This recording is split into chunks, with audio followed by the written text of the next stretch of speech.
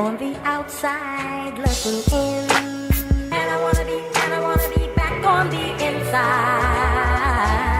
I don't wanna be left on the outside, all alone.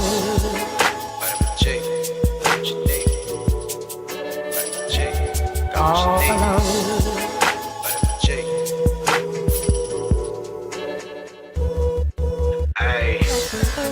Rockin' with beats, discussing the heat in the streets. Take over the west and the east. I got what you need, a dose of this vitamin G.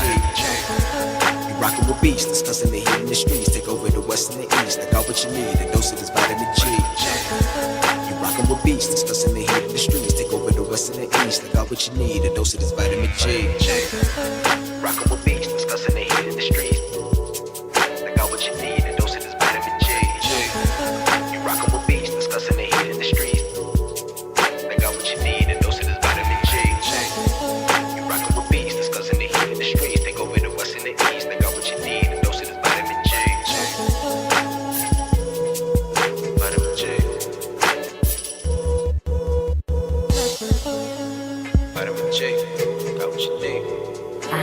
On the outside looking in, and I wanna be back on the inside.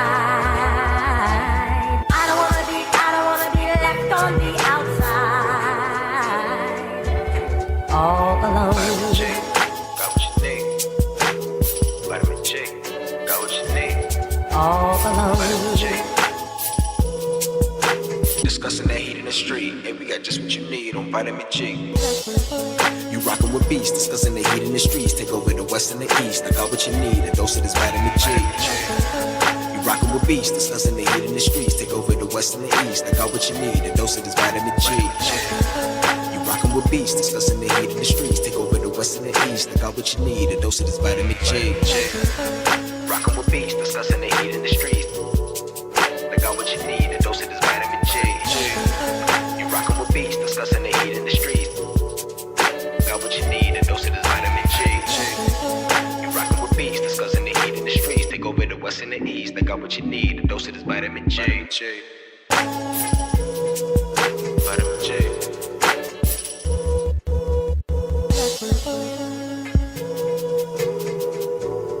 I'm on the outside looking in, and I wanna be back on the inside. I don't wanna be left on the outside,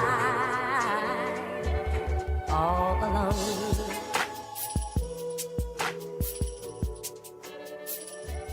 All alone.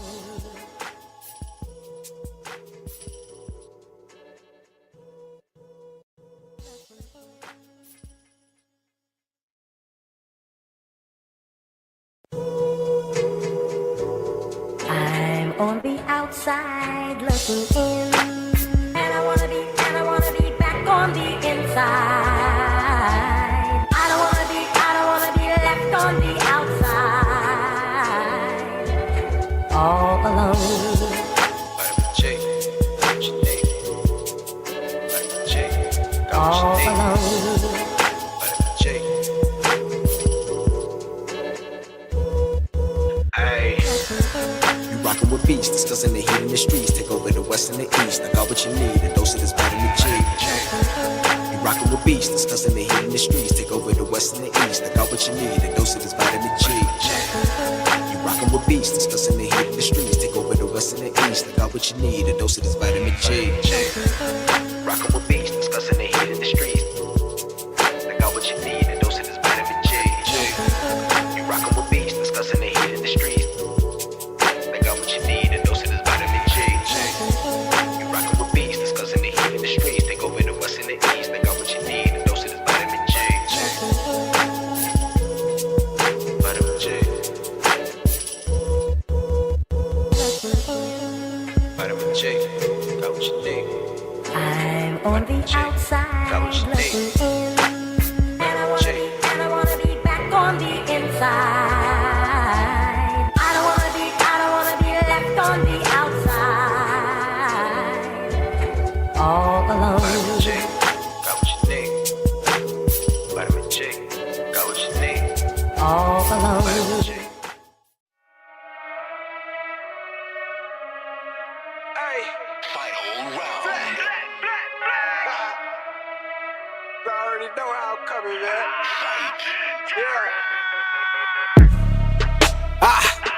tryna run the town. Tell no duck when they hear that sound. How they gon' come up now? Heavy as the head that'll wear that crown. I'm going pound for pound. And if it's about smoke, then we talk all of that. From an ounce to a pound, take it, they biting this now. Cause my drip right up the seat, how could they be? Give me a couple of rounds, cause I'm a beast when I'm on vitamin G. You see they start crumbling now, mad struck start mumbling now. Get the gist, I ain't reaching for cloud. Plot twist, I'm the one with the keys. Clock blitz, know they love how I freeze. Different continents, I be torn. We living life, making yours look boring. See, we win at the end, it's a spoiler warning. Cause I keep heating up, I might blow the whole planet. They calling me toxic like global warming. But they keep tuning in once again and again. I'm the one at the top, just to form a warning. Truly, I'm De Niro when it come to movies. Get De Niro, entertain the groupies. Habanero if you come pursue me. But I hop on the game, too busy rolled up whenever my girl getting moody. Link up with the gang, we all go insane. Catching them bills on the duty. I'm in stick, see, I'm locked in. Bought a box, I was like 10. Back then, used to box, nowadays they ain't throwing hands. Mama said we got more advanced. One thing about me, I adapt, bought a Glock fin. Keep me safe from the block in. The game kept me off the block. Ain't got flex about looting my Ruger. I can shit on you with my computer. See, my graphics card costs more than your damn job can afford to pay you. And my monitor, big as hell, detail, so I can see when I spray you. Then reload the clip and record the clip. It's go all say to that SSD. Know a whole lot of trill game heads like me wanna see tune into that VGP.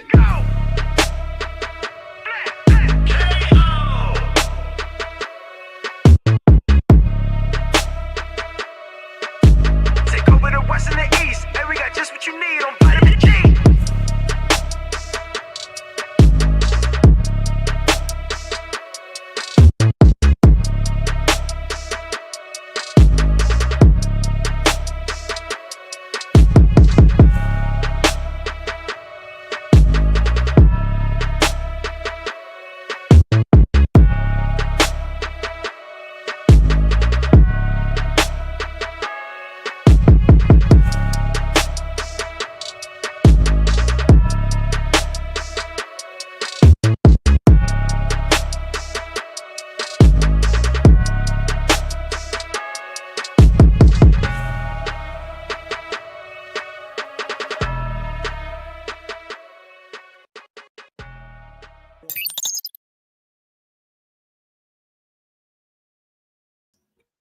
Boom, boom, and boom. All right. Welcome, everyone, to this week's episode of the Vitamin G Podcast. I am your host, Pharaoh, and with me today, we got a pretty decent panel.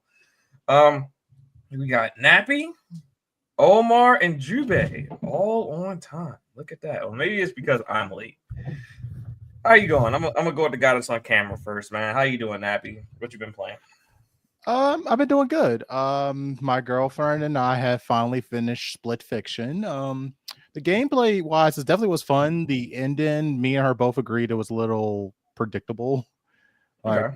But overall, it's definitely a fun game to play. Definitely a lot of fun, different activities and interactions, like within the game, and how the ending part was actually done. We think it was done well. It's just story wise, it was like a little cliche, but that's okay. That's here or there. And then we started playing Resident Evil 5 now because Steam sale going on. It was like $4, and I told her about me and my old friend from high school. We played RE5 and just destroyed that game. We did like damn near everything on when it was out on the 360. So now we're playing it on PC. And at first she said she didn't like the controls because she's like, what do you mean I can't move and shoot? But she actually starting to enjoy it a little bit, so that's good to hear. That's good. So and then also I watched Sinners, and finally watched Sinners. Sinners is a great movie. I love all the subliminal messages, and love the fact that it took place in like Jim Crow era and talked about and then vampires. It meshed together well. It was like a ketchup and soy sauce. You would think it's nasty, but it's not. Yeah. It meshes like very well, and I actually like it. And other than that, controller reviews, I was supposed to get 2 mobile controller reviews done, but I end up not getting it done because 4th of July weekend. So I'm sorry about that. I got a controller that you might think looks pretty cool. Might show it off, Nappy? I think you might like this one. Is it coming for Xbox, and is it from Fly Digi? It is an Xbox controller. I just got it at Best Buy. It just happened to look really cool. Let me check it out. It's a Doom one. I like the little accents on it. little gold accent. That's the Phantom White one. That's actually really good. That's a Yeah, I cool like, looking and they got design. little accents on the. Yeah, I mean, like I'm moving too fast for the camera. I was like, oh man, that's just pretty fire. I wasn't planning on getting that one, but I was like, oh, That's looks cool. pretty Yeah, good. that's cool. I because I was like, because Fly Digi did to the sneak peek, and it looks like the company Fly Digi is working with Xbox to make a controller with haptic feedback, which is something only known for PlayStation controllers for the DualSense. But Fly Digi has been making these controllers for PC for so long, so I was shocked to see a sneak reveal of this next Apex 5 that's also going to be an Xbox version. So I was really shocked to see that.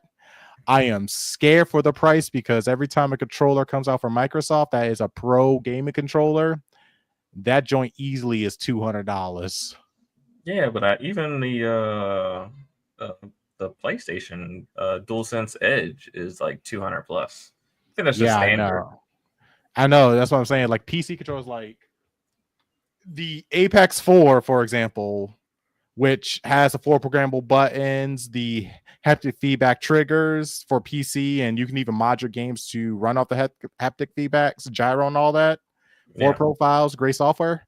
$150 for a PC controller. This controller on Xbox, I guarantee you're going to pay that Microsoft tax, which is going to be like anywhere up to like Yeah, because you have 200, to pay 200 for bucks. that. You have to pay for Microsoft that. license crap. The licensed wireless control where you can connect wirelessly to the Xbox. It's some sort of whatever. You got to pay extra for Proprietary that. connection crap. Yeah, But yeah. I'm scared. I'm glad to see that Fly Digi is making a controller for Xbox with haptic feedback, something that I don't know if Xbox people really wanted, because I know PlayStation has it with their DualSense, but I'm scared to see the price of that controller. That controller about to be expensive. Yeah, I mean, we've been waiting for the Elite 3 for, I think, what, 2.5 years now? I would say. The direction that seems like, even for Sony and PlayStation, I don't think they're really trying to make pro controllers anymore. I think they're just better off just partnering with other companies, because there's so many other companies that make pro controllers. Well, the Elite 2 sells very well. It just happens to break a lot also. Yeah, no Hall of Fame. You can pay someone to put Hall of Fame joysticks on it.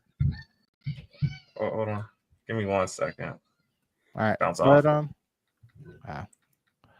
oh, he's bounced off. So yeah, that was it for my intro. Who wants to go? Omar, you wanna have something to say? Thought How you been, everyone. man? Can you hear me? That's good. That's cool. What you been Any up to? audio? Any audio? Oh yeah, I can hear you. Your yeah. audio is great, Omar. How you been? What you been playing? Yeah, I'm fine. Can you guess what I've been playing?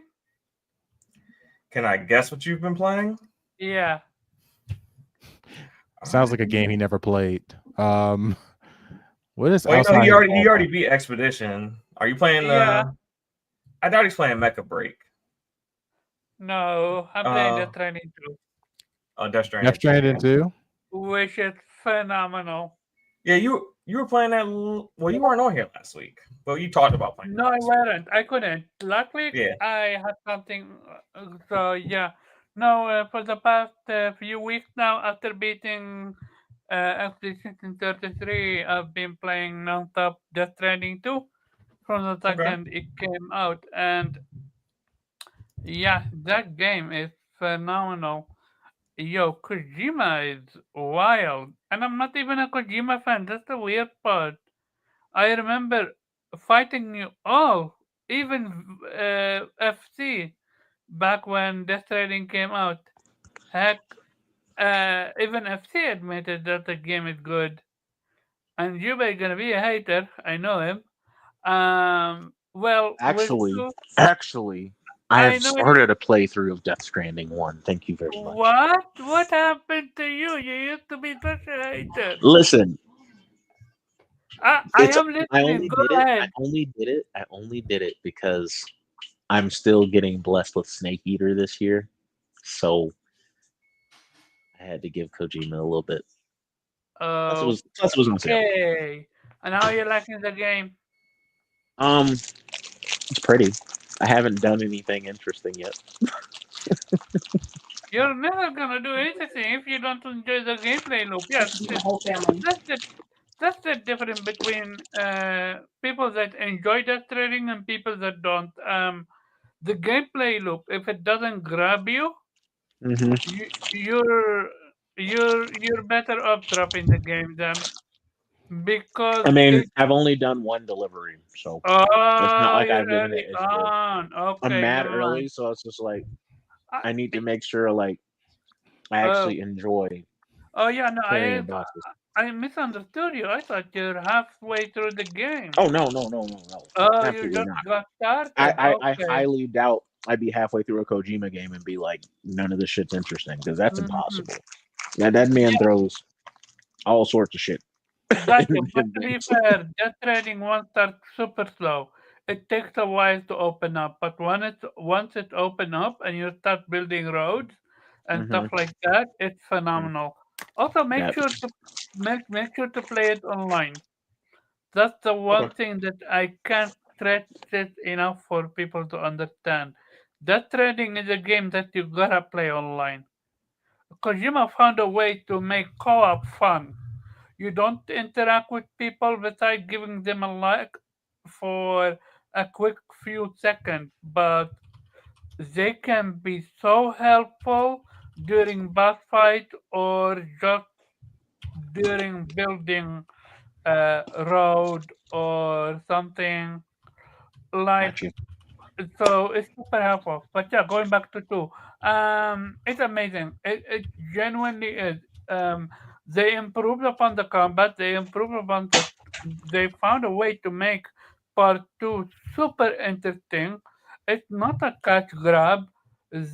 Kojima built a world in one, and now he is expanding upon it, and we're learning more things about the world itself.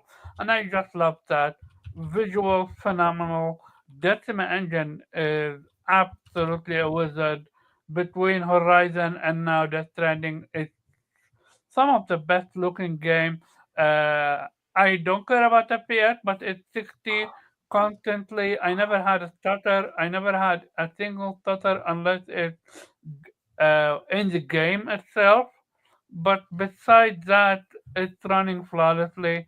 I don't have a PlayStation 5 uh, Pro, so I'm playing it on the normal, and I I might have experienced the quickest loading screen in loading screen history. It's it's literally instant. The second, and this is only can be done from the main menu. From the main menu, when you hit continue or you load a save file, it instant load instantly. Like it's so insane.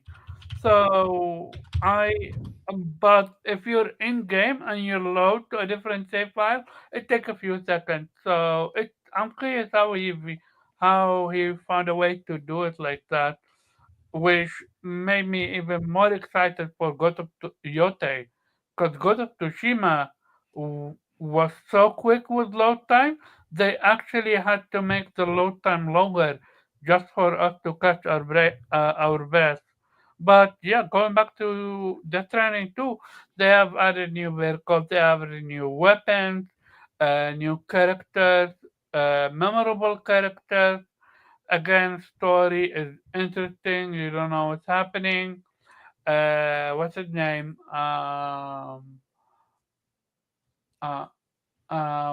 fucking Joel from The Last of Us, white actor. I forgot his name. Damn it. Um, he is from voice actor for Joel from The Last of Us. I forgot his name. He's famous, but yeah, he is doing phenomenal job. Music is the only point that I can say I'm not enjoying, but that's basically Is because Island I bad? love music in the first one so much. I want the Yoshi game. Besides that, I played a little bit of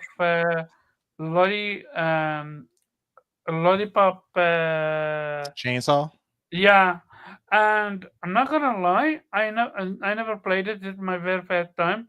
Gameplay doesn't hold up. I believe you. I thought it didn't hold up when it came out. I 100% believe you. Uh, it's super clunky. Mm-hmm. It's and the problem is either it's a remake or a remaster, but they only gave it a what you call it, a graphical upgrade. They didn't adapt the gameplay loop, and it's not the gameplay loop I have an issue with. I have an issue with actually hitting the zombies. Yep. It's super clunky. It's so clunky. You're like, how is this game getting so famous? How are why didn't they fix it? And the camera, super frustrating camera, and especially with this game having a timer. I don't know if you played it, but there is a mini game called you versus 100 zombies in basketball, and it's so bad. And it's a mini game you're forced to play. It's so bad. You're bound to die at least one or twice because how bad the minigame is. And yeah, the sad reality is it doesn't hold up. Um, but I am still excited about Romeo Must Die, the news game. So we're gonna see how that's gonna happen. But yeah, outside of that, yeah, I think. Death Stranding and Lollipop Chainsaw. But yeah, that's about it for me. All right. And Jubei, man, how you been? What you been playing? Hey yo. Hello. I have been playing Call of Duty and Halo. Call of Duty and Halo. All right. Call of Duty. God and Halo. All right. Yeah, just hopping between the two. Just scratching it. Okay. All right. Well, me, I did clear a chapter in South of Midnight. Hooray! I really need to give that game more time. I just really haven't had a lot of time to game this summer with the kids every day. But on top of that, I got my feet wet in the new college football today. It did came out today at 4 p.m. Yeah. My coworker was calling about it. What did you think? Actually came out at noon. Okay. It's all good. It's all good. The college football 26. Yeah.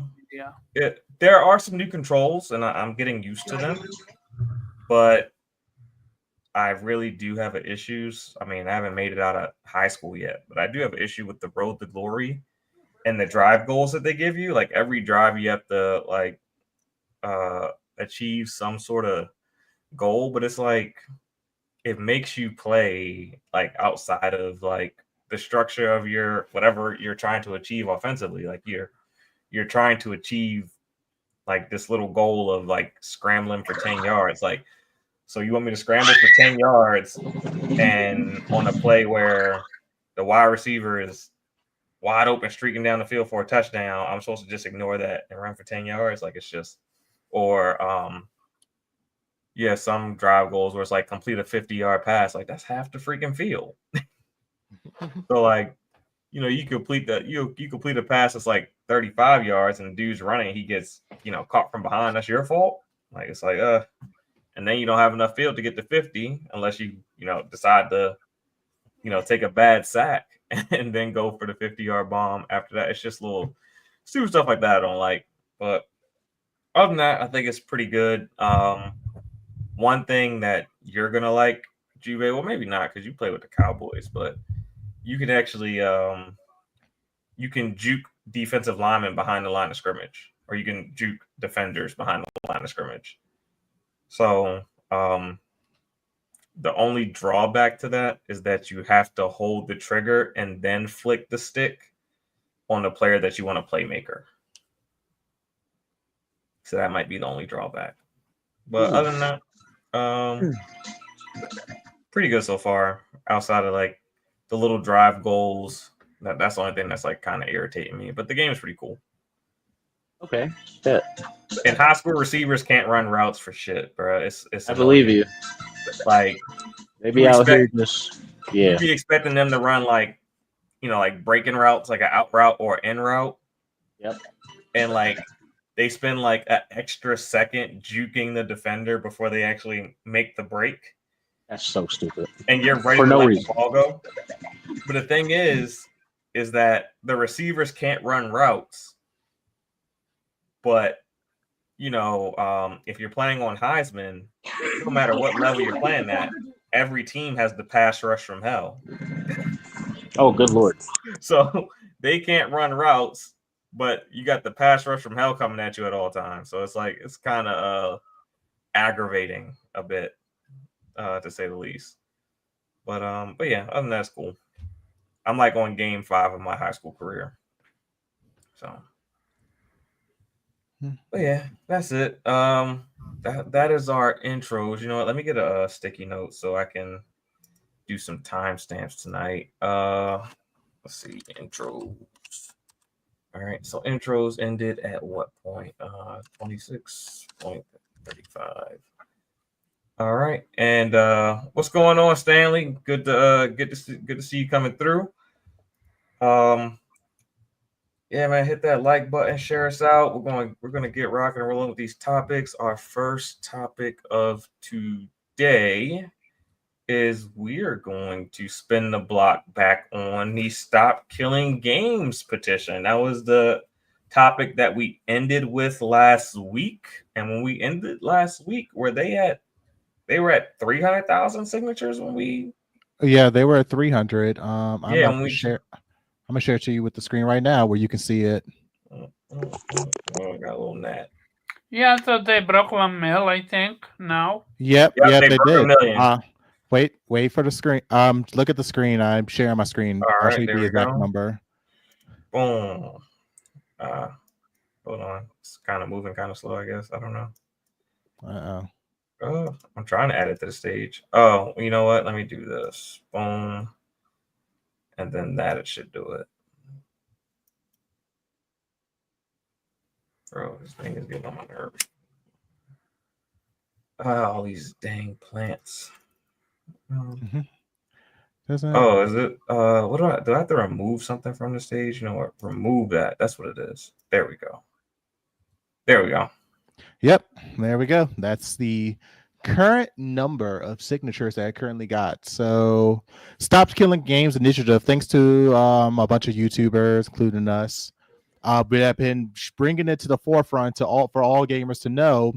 The Stop Killing Games petition for the European citizenship has reached over 1 million signatures, currently sitting at 1,247,606 and counting. So they created another petition. Now they may create an extension for it to go for overdrive to try to hit 1.4 million before July 31st. And because of this initiative, it looks like the EU government is going to actually start looking into this. Just because we got this 1 million signatures doesn't mean that they're definitely going to look at the initiative, stop killing like live service games and creating like end of life projects within their games. And also we got another response from the Video Game Europe petition publishing group. So this is like a non-government entity, but they're kind of a government entity in Europe. But basically, it is a 5-page document, which I'm going to summarize for you guys. Basically, what it's saying is that they're trying to white knight for these companies, saying that, look, we understand it's okay for these companies to be able to have an end of service for these live service games when they find them no longer profitable. And they're saying that private servers basically are not the fix for this, and a bunch of like stuff like that, and saying that it's not good for companies to come up with the end of life plan for these games. And the crazy thing about this is that like a lot of people agree saying that, yeah, we don't think these companies should keep their servers live forever. But at the same time, I think everyone's saying that if we're paying like full price for these games and it says that we buy and own these games, everyone agrees that, well, I will say everybody, majority of gamers agree, like 99.99, because there is one person that doesn't agree with this, which we're not going to mention his name, but it's just that these publishers should come with an end of life, end of service plan for these games. Like, say for instance, the Crew, which was a PC game that came out, full $60. They immediately took the service offline. Can't play the Crew no more. Another, I can bring this topic in with this. Anthem. EA just announced last week that they're going to end Anthem service, like all the service are going to shut down January of 2026. We understand that the game's a failure, but once the server shut down, you will have no way of playing Anthem because it requires the servers to log in, and there is no end of life or end of service plan to play this game offline. So once the servers go off January 2026, it's done. Mind you, I was one of the people that paid $60 for Anthem, and they said I own Anthem. Doesn't feel like I own it. Another game I could mention, Overwatch 1. I paid $40 for Overwatch 1. They didn't even give me the option to keep Overwatch 1's original files. No, they forced it to update to Overwatch 2, which is a free-to-play game. I want Overwatch 1 back. I can't play Overwatch 1 anymore because they say, oh, well, here's Overwatch 2. Mm-hmm. So, and you bought Overwatch 1. That wasn't free to play. Overwatch 1 was not free to play. That was, I paid $50 because I forgot there was like 3 tiers, 40 for the base, 50, and then 60 or something like that. Mm-hmm. But basically, the whole petition is like, look, we do expect companies to end support for these live service games. We don't expect live service games to run forever. I mean, not everybody's World of Warcraft, not everybody is Warframe, not everybody's GTA Online. But at the same time, though, or better, last example, Concord. For the few people that pay full price for Concord, it's not fair to them that they spend a full, what was it, like $70 on a game that was only live for a week. They can't even play it offline as a joke or like a drunk night with friends. Doesn't seem like you own the game. So the whole petition is basically, again, like, we get it. Live service games are eventually going to die. All the consumers are asking for is just an end of life or end of service plan for all these games that will allow us to continue playing these games when the servers die, like an offline option, basically.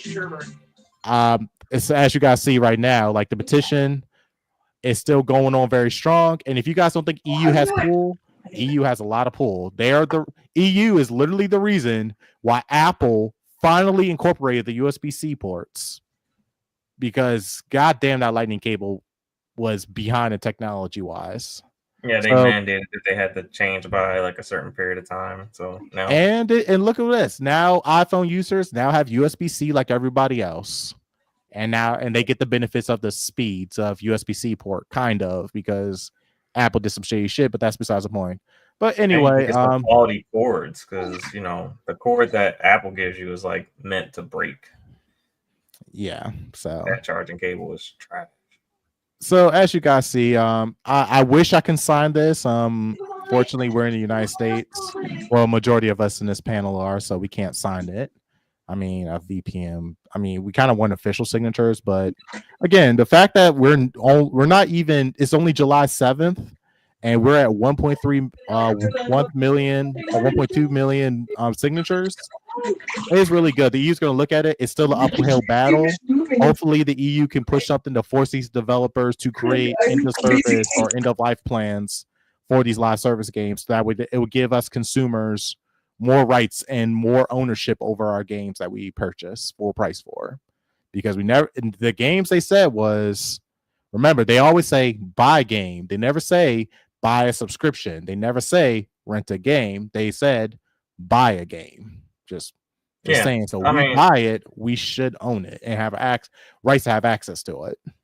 Yeah, what most people don't realize is that in today's era of gaming, we don't really own anything that we purchase. It's a license that they get to determine how long we have access to said license. So you might feel like you own the product because you can play it 5 years later after you drop that $60, but at some point, that license can get revoked from you. And then let's just say you violate the terms of service of whatever platform that you're on.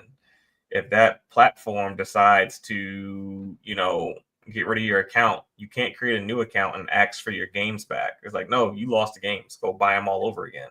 Yeah. So, Yeah, trust me. I'm aware. Actually, as a matter of fact, because of Stop Killing Games, it brought up EA's user terms of service. Did you know that EA says that they terminate your account for I'm sorry, not EA, Ubisoft.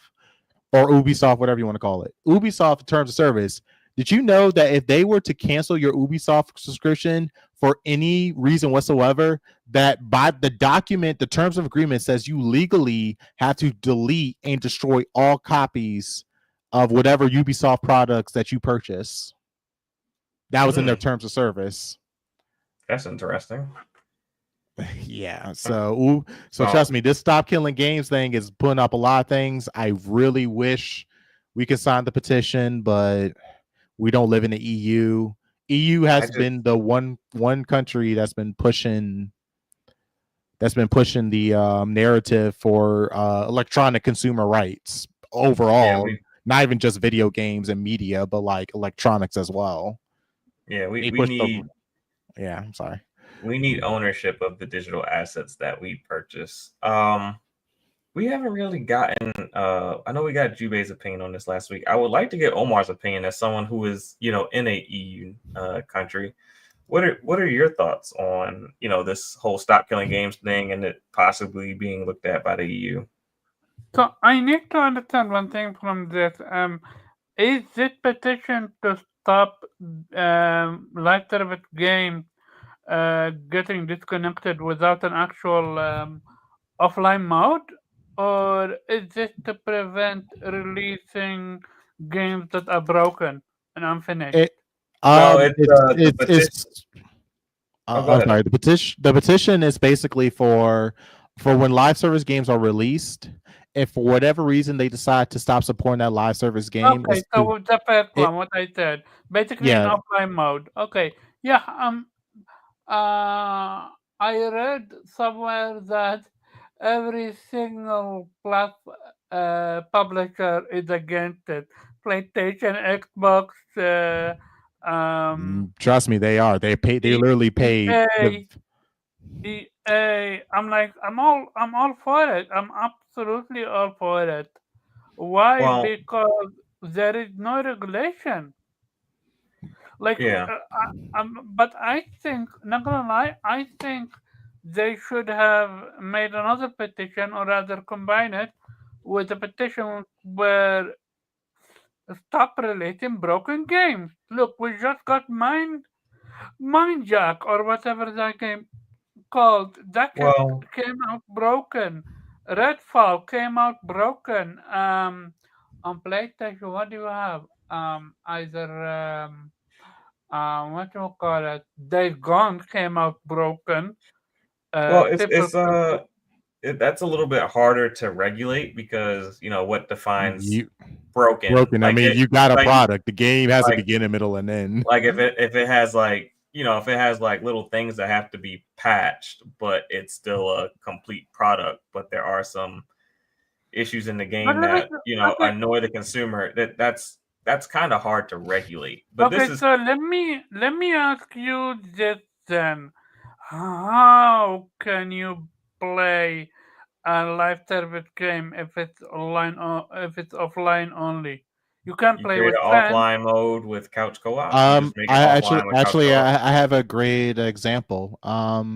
Monster Hunter Worlds has an offline mode, and that was considered a live service game. Let's see. Before live, what was it? The Penguin game. They now got private servers for that. They brought that game back from the dead. I hate to bring this up, but what was Metal Gear Survive? Servers were offline. I look. I know what you're saying, but again, Metal Gear Survive. Technically, you couldn't play it because they could remove all the servers. Community came together and decided to build a private server to bring that game back online. And then also someone else created a mod for it to allow you to play the offline mode. There is a plenty of games that you can play Wow. offline. It's not. I know it's what you're not a saying. matter of they can't do it. It's that these companies don't want to take their games offline, and then the fan base take the game and run with it. And then next thing you know, they got a whole bunch of mods and everything. And 3 years down the road, the game is 10 times more successful than it ever was when they were running it. That's what they don't want. They don't want to invest money in creating an offline mode. It's not the money. It is the money. It all comes down to money. But it's like, for instance, if you shut down the crew and then the crew goes crazy after you shut it down with peer-to-peer servers, and you got 50,000 people playing it every day on Steam through peer-to-peer network and all this, and then the people who made the crew aren't making money off the crew because it's all peer-to-peer now, and they're not hosting the servers and selling you the content. All the content's mods. They're going to be pissed. That's what they want you to invest in. They want you to play the next thing that they make, not play the thing that they shut down. That actually was one of the arguments one of the companies said. But the thing about it is there's already protection laws for companies to take down. For example, Activision. Activision shut down a community-made mod for Call of Duty Modern Warfare Remastered Edition. It was going to come out the exact same week as Black Ops 6. And Activision went through the legal channels and enforced their laws. Doing something like that. Well, I mean, yeah, but the thing about it is you still have to buy the remastered version. What we're saying, we're proving the point is that there is consumer protection laws for companies already. It's not like you can just take an offline game and just distribute it, because that's still considered illegal. You can't. No, I'm not talking about distributing it, but like the community stays active even though you shut the game down. That's what they want. And even if the community was to use assets to bring attention, companies do have the right to give cease and desist and stop projects. Yeah, there's actually laws that protect companies for that stuff. It already exists. We don't have no laws for the consumers to still have access to the base version or whatever versions of the games before the servers end. Like we need offline options for us, or ways to play our games without the servers. We need digital ownership altogether. Like, well, yeah, that would be like if we actually owned our games, that would be nice. Like you should I don't care if you have a PlayStation, if you're on Steam, if you're on Xbox. If they decide to remove your account, you should still be able to log in, download all your games, and move them over to your next account. We need to have more ownership of the products that we purchase. That just needs to be a thing. So I'm really hoping that this Stop Killing Games, maybe what they're asking for in Stop Killing Games doesn't get past exactly what they're asking for, but I hope that after a thorough review, they start, really asking the tough questions about, digital ownership of products that we purchase, whether it be music, video games, movies. Just as consumers, we need more protection, because, I mean, if you buy it on DVD, you have that protection, but if you buy it digitally, you don't. It's just, weird. Or if you buy a CD versus buying it on iTunes or whatever. Yeah. Oh, Jube, you have any updated thoughts on this now that you see the updates, or? The digital ownership thing is mad scummy. Like, I'm not going to pretend like it's not. The fact that the scummiest companies are against it that tells you, that should highlight just how scummy it is. All of them. Yeah, because they once they take that game offline, they would hate to see you keep playing it instead of playing whatever the next thing they want to sell you. This needs litigation. To be honest, this needs to go to court. Somebody needs to put it in front of a judge. They need to change some contract language, because this ain't okay at all. Like, Yeah. the fact that like we really don't own this shit. Yeah, I get it. Like we own it for as long as they say that we do, which is crazy to me. We paid our money. Like it should still count. Yep. Okay. If they want us to go all digital, that has to be the concession that needs to be made. Agreed. Like, it has to. There's nothing else they can do. Yep. Yeah, I hope that petition gains steam. I just want it in somebody with a gavel's hands, just to be like, now that I look at this is fishy. Well. That's who bullshit ass fucking CMA and them should have fucking went after. Like, for sure. Well, the EU said the EU said they will look at this. Like that would have been way more lucrative and forward thinking than trying to stop Microsoft from buying Activision. Yeah. Well, the EU did tell them that they said they reached 1 million signatures, that they'll take a look into this matter, and they already got over 1 million. So now they're trying to make a bigger point. Trust me, this is going to be an uphill battle, but I would definitely say the EU has been the driving push for. Like I'm so ready for this. Make digital ownership, make us own it, and kill physical media altogether. But make it make EU have the power. Here in the Netherlands, they banned loot boxes before everyone else, I think. So if EU want to do something, they can do it. So apparently, from what I understood, if it's something hits 1 mil, then they are forced to look into it. It doesn't mean it's gonna be accepted or rejected. It just means they are forced to look into it, so they can't just ignore it anymore. So it's gonna be interesting. Oh yeah, definitely for sure. Wait, speaking of which, Omar, you're in the EU, man. Yeah. Why don't you sign this position? Did you sign this? No, Sorry? Did you sign this? I have been busy way much playing Death Stranding, but I gotta go sign this thing real quick. We need all the signatures, man. It's count on you, man. You are our savior. Why is it on me? I'm literally one person, and they already reached 1 million. It was one person. Listen, you represent the entire VGP.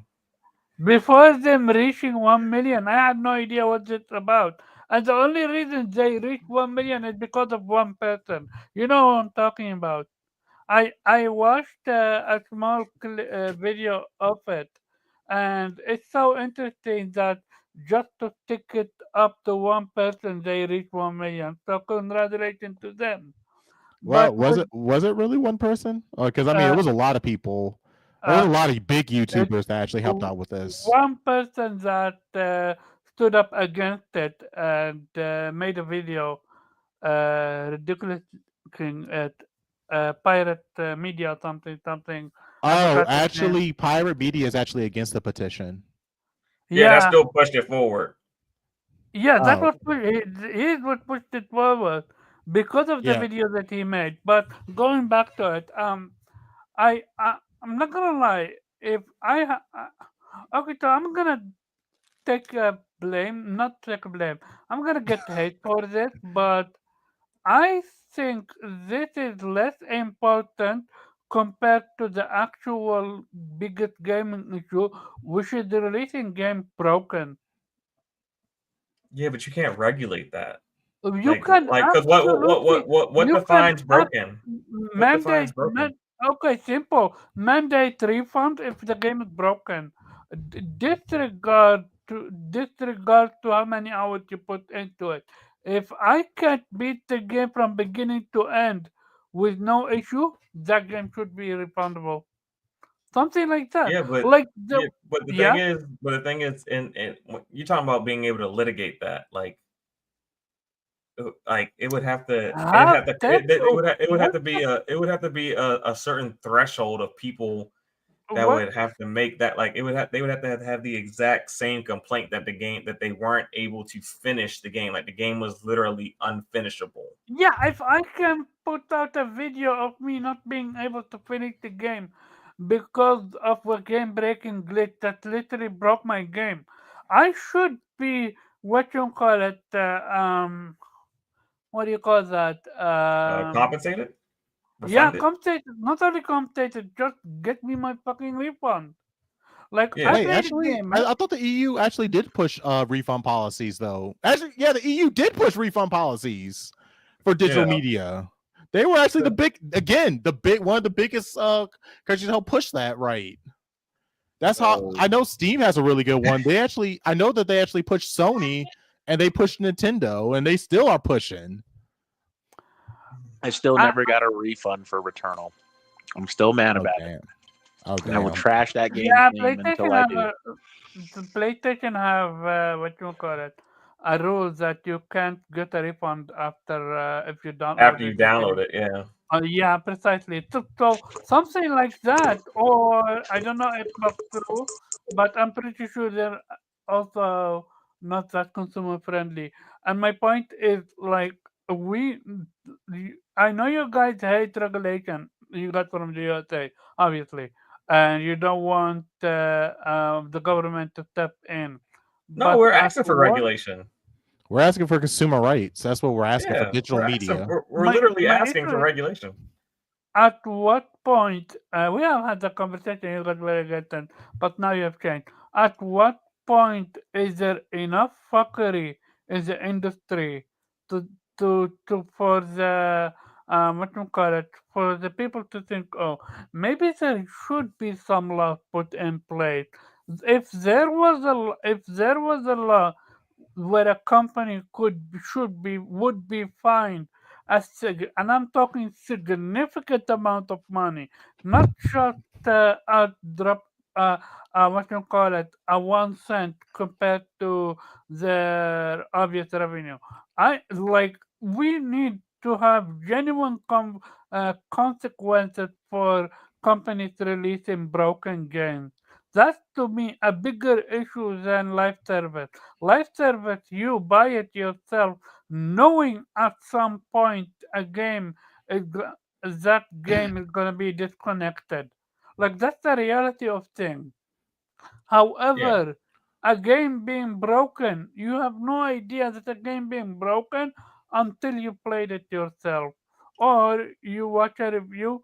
Well, the issue is even reviewers don't even mention Yeah, sometimes. reviewers lie Uh, so much because they don't want to get into a bad relationship with the yeah, publisher or the precisely. developer. Hey, And Precisely. but Uh, Omar, I got a reason why you should sign this. Because a live service game that's offline is technically a broken game. So you should go sign that petition. I mean, he's not wrong. It is technically broken. Come on, man. You are literally the no, only I person that am can going to, sign this.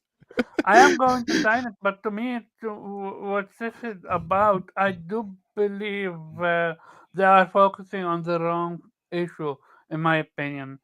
Yeah, but I I think mean, they should. from a legal standpoint, it's going to be very hard to define and enforce what a Broken game is because what a it's broken game subjective. is. Yes, it's very subjective. Like um, How is it you know, because it's subjective because there were like for how is it instance, subjective? because If I'm I'm about to playing give you an game, example. Like somebody was playing Spider-Man and there were certain bugs in there, and some people found the bugs to be game breaking and others found the bugs to be cute. It's subjective. Like, oh, this is no. When I say game breaking, I say where, for example, I played a game called Chia, uh-huh. and in Chia there is a save file where I had to build a raft, Uh-huh. and after I built the raft, I needed to race in it just Yeah. for the fun. However, it's a story race, so I can't skip it. It's a must. And what would happen is every single time I come across a certain section, my raft would go under. Yeah, And at first, I thought that's just the game being what you call it, uh, glitch or whatsoever. But yeah, no, I restarted that. I deleted my save. I created a new save, and it still didn't work. I deleted my game completely, and then reinstalled it, and it still didn't work. So I had to start a new game. yeah. I mean, Just I get what you're saying because we've all encountered, bugs here and there that have like completely like destroyed our experience with the game and kind of like changed our entire perception of said game. But I'm just saying from a legal perspective, like there would have to be enough people that encountered the exact same issue that you encountered, and then they'd have to document it in order for it to be. I'm just saying it would be hard to enforce. So you can put the law in place. Like the EU can definitely put the law in place that you can't release a broken game. It has to, but it would just be hard to enforce. That's all I'm saying. no, well, Because even by the time you put your case together, they put a patch out that fixes it. So like before you can even like get like a true documented record of, it would just be something that's hard to enforce. I'm not saying the EU can't do it or that any governing body can't do it. I'm just saying it would be extremely hard to enforce in today's age. Like if it was like back in like the 90s, 2000s before we had patches, then yeah, it would be very easy to enforce. Like, yeah, I'm this about to is say, clearly broken. we used to get a lot of broken games back in the Yeah, day. we did. We did. I still remember the PlayStation 2 Soul Calibur 3. They had something called Chronicles of the Swords. There was this one glitch where if you actually fucked up with exiting out of the Chronicles of the Swords incorrectly, it will corrupt your save file. And there was no fixing it. Yeah. So And yeah, that's a thing. I'm about to say, like I said, we've all encountered a game game breaking bug of some sort at some point in time in our gaming careers. If you play games long enough, you've come across something. But it's like I said, it's just something in today's age with the patches and the updates. It's just something that would be hard to enforce because you'd have to prove that you actually encountered said bug.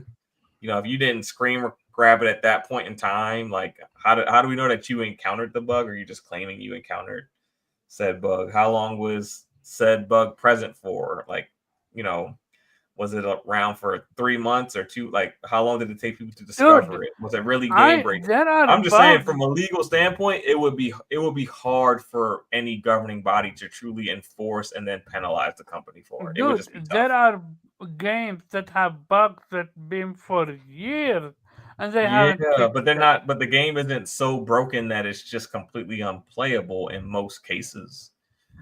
When you're talking about big publishers, there's not that many games that big publishers release that the game is unplayable for years. And if you want to punish like little double A's and indies that are doing everything they can to put the game out the door, no, I'm talking AAA games. Yeah, AAA games aren't staying broken for years on end. Damn, he said AA games are exempt. No, AA games, they're less I'm about to say, have you seen how many early access games are on Steam? Actually, as a matter of fact, literally, I don't fuck with early access because it's literally called early access. Yeah, it's letting you know that the game's not finished. So it's like buyer. It's like kind of buyer beware. Yeah, Steam actually put out something where they now put a date of the last time this game was updated. And they got some games that reach like 5 to 6 years. Okay, if a person buys or plays an early access game, he or she needs to understand that they are playing a GoFundMe game. Well, I mean, Valve lets you refund. They do extend their refund policies on early access games. So if an early access game has been in limbo for long periods of time, you can actually submit a case to Valve, and Valve will actually issue a refund. a full refund for the game because the game never finished. And that way, then the Valve will penalize the publisher. That was one of the new rules that they made. Yeah, Steam is very consumer friendly.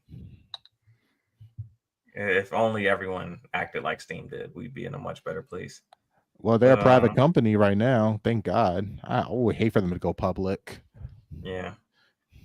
But we pretty much hit this one on there. We can jump into, I guess, what would kind of be like the main topic of tonight, like which everyone's been talking about since we ended our live last week, which is Xbox layoff reaction. So I don't think we have an official number for how many employees were laid off at Xbox. The total number at Microsoft was 9,000. I believe the number at Xbox was a little bit under 1,000 total, but we do know that the initiative was shut down, and Turn 10 was basically turned into like a maintenance studio. So basically all they do is they maintain the Forza Tech engine, and they are basically keeping the current Forza Motorsport up and running. We have no reason to believe that a new Forza Motorsport will be coming anytime soon. But even still, with the new naming, I didn't think they were going to do another Forza Motorsport for a while, because it should have been, what was the last one? Forza Motorsport 7 was the last one, Jubei? Before they rebranded it as just Forza Motorsport? Yes. Yep. Yeah, so it kind of gave me the impression that one was supposed to last a long time. It doesn't like it's gonna last a long time anymore. Then we got they could treat it like Flight Sim. They could. I mean, it's not, you just keep the licenses up on the car, maybe add new cars here and there. It shouldn't be that much work. It shouldn't be much to port cars from Horizon to Forza Motorsport, since it's the same engine. What were you saying, Omar? I said around 9,000 plus employees. Yeah, that's Microsoft in total, not Xbox. Yeah, no, it's Microsoft. Yeah. Microsoft. I'm combining Xbox was under 1,000. I know that much. But they lost like I didn't 200 count them, employees. But I do know 200 employees at lost King. around 70. 10 lost around 70. I read somewhere. Yeah, they lost. They basically lost all the people that were working on Forza Motorsport, like keeping the game. You know, that would make a new Forza Motorsport. All those people are gone. But it's a clusterfuck all around. King lost some people. A lot of marketing people got let go. 3 internal games got canceled, and a couple external games got canceled. And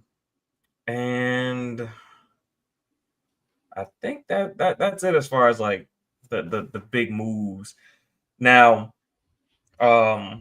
there's a lot of stuff that's been going on around the brand outside of the layoffs. We kind of hit on that over the past couple weeks as well. But what was I going to lead in with saying? We come to find out that these layoffs are related to Microsoft making a big push into AI, and some of the issues they've been having with OpenAI has, caused them to have to invest more than I guess they anticipated investing originally. Hence, I think in the past year, this 9,000 brings it to 15,000 total employees that have been laid off by Microsoft. And that's just like, I believe in the last calendar year, like 365 days, I think it's like 15 or 16,000 people. So it's crazy. A lot of big things going on at Microsoft to the point that it is now impacting gaming. But not so much that the pipeline of games has been disrupted greatly, but it's still a lot. And I'm going to kick this off. I'm going to go extremely negative so I think the most negative person on this topic is going to be Omar. So I want to hear the worst. Go to Captain Ahbab. Go to Captain Xbox. It's literally his what you call it. He is a fan of Forza and Call of Duty and all Oh, of them. oh, He should be on the defense force, not uh, uh, me. no, I want, I Oh, want we you. thought you was gonna just rip Microsoft a new one. No, because I know that you'll put Jubei on his heels a little bit. So we're gonna go with Omar first, man. When you saw these latest round of layoffs at Microsoft, what were your initial reactions? And as you got more Okay, information, um, did that change your perception, or did it just cement, already what you were kind of feeling? so first of all, the rumor what is gonna be big was already last week. So, bef- literally before we you guys went on air, there was a rumor that Microsoft is preparing to have a massive layout. You didn't Yeah, it's see been like that? 2.5 weeks. 2.5 weeks they've Yeah, been talking about these layoffs coming at yeah, Microsoft. yeah. So I braced myself for the word, but I was like, come on, which project would they talk? I genuinely didn't think Perfect Dark was gonna get cut. I didn't think it would get cut either, but I Yeah, I was understand. surprised. I There is understand one why thing. I understand why it got cut. Looking at the history of the initiative since it started off rocky. It never really got on foot. So I Look, understand it, but I am everyone, surprised. look, Mm. everyone. You know what? Actually, I And think between them yeah, starting that studio, getting the building for that studio, making this game all these years, contracting out, there was no way that game was going to make its money back. Period. It wasn't going to ever, come close. They were like, it's such a sink, and they let it sink. They had ever. too many heads, too many leaders, and not enough soldiers. That was the issue with the initiative. But Yeah. this I is never played Perfect Dark, so I can't comment about that. However, what I will say is apparently, I don't know what is it in-game rendered or whatever that gameplay footage was. All I will say is what I saw, I was interested in. I like the gameplay mechanic. I like the skill that he was using as a gadget. I hated that it was an Arabic country that making out to be a bad guy, but I'm like, come on, it's America, so of course. Other than that, this one hurt. And why does it hurt? Because I've been excited about this game from the get go. And I've been calling them out on it from the get go. Which case, Everwild, when Everwild was first revealed, I was one of its biggest supporters.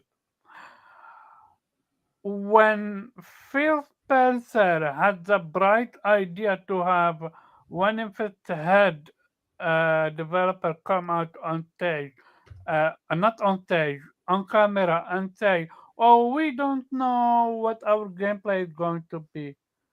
I was like, "What's the actual?" Like you have a great concept and you still don't know what the gameplay is going to be. Shouldn't you have figured that out and created something out of it before something showing it to the public?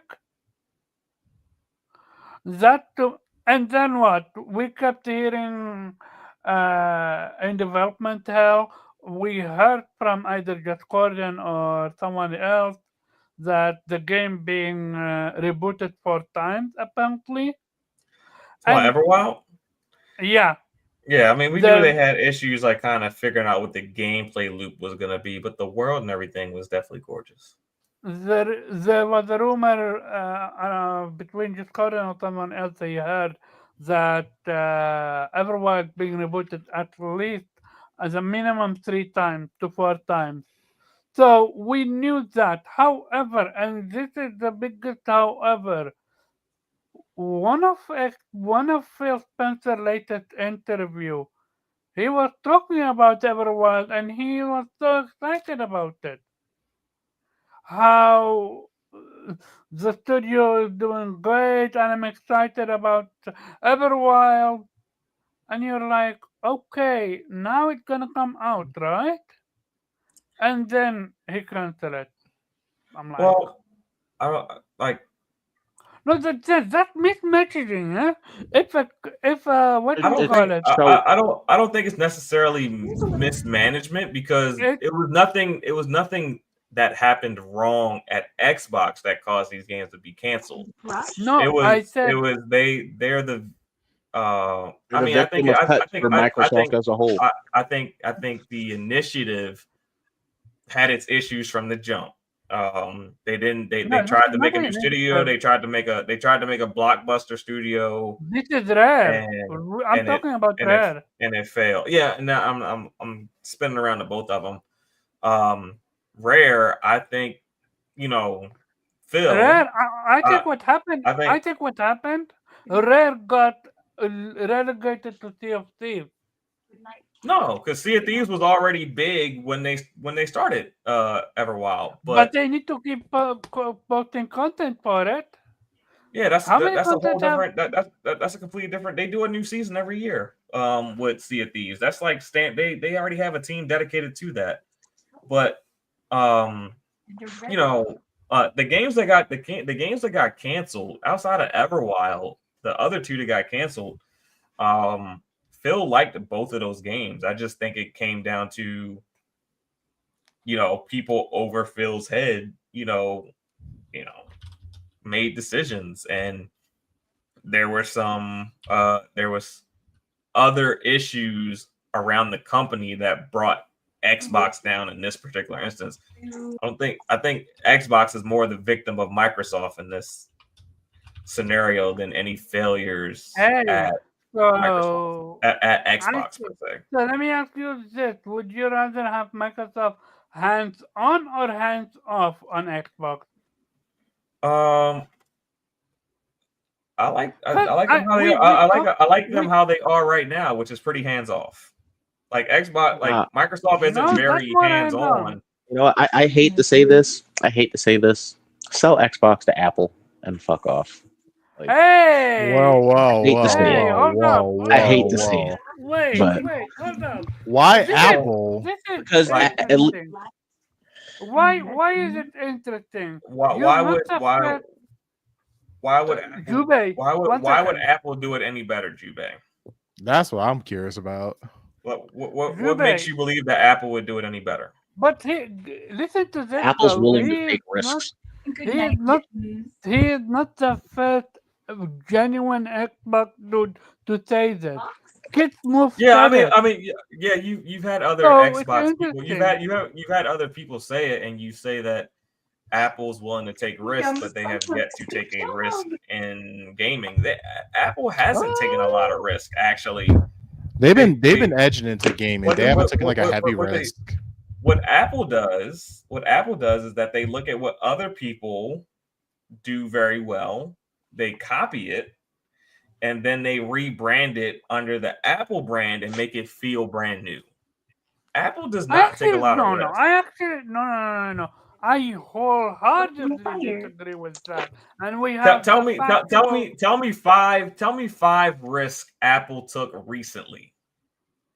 I will tell you one thing that Apple did. Recently, No, it's not recently, but it's not about that. It's about Apple literally put kicked Sony out of the music industry.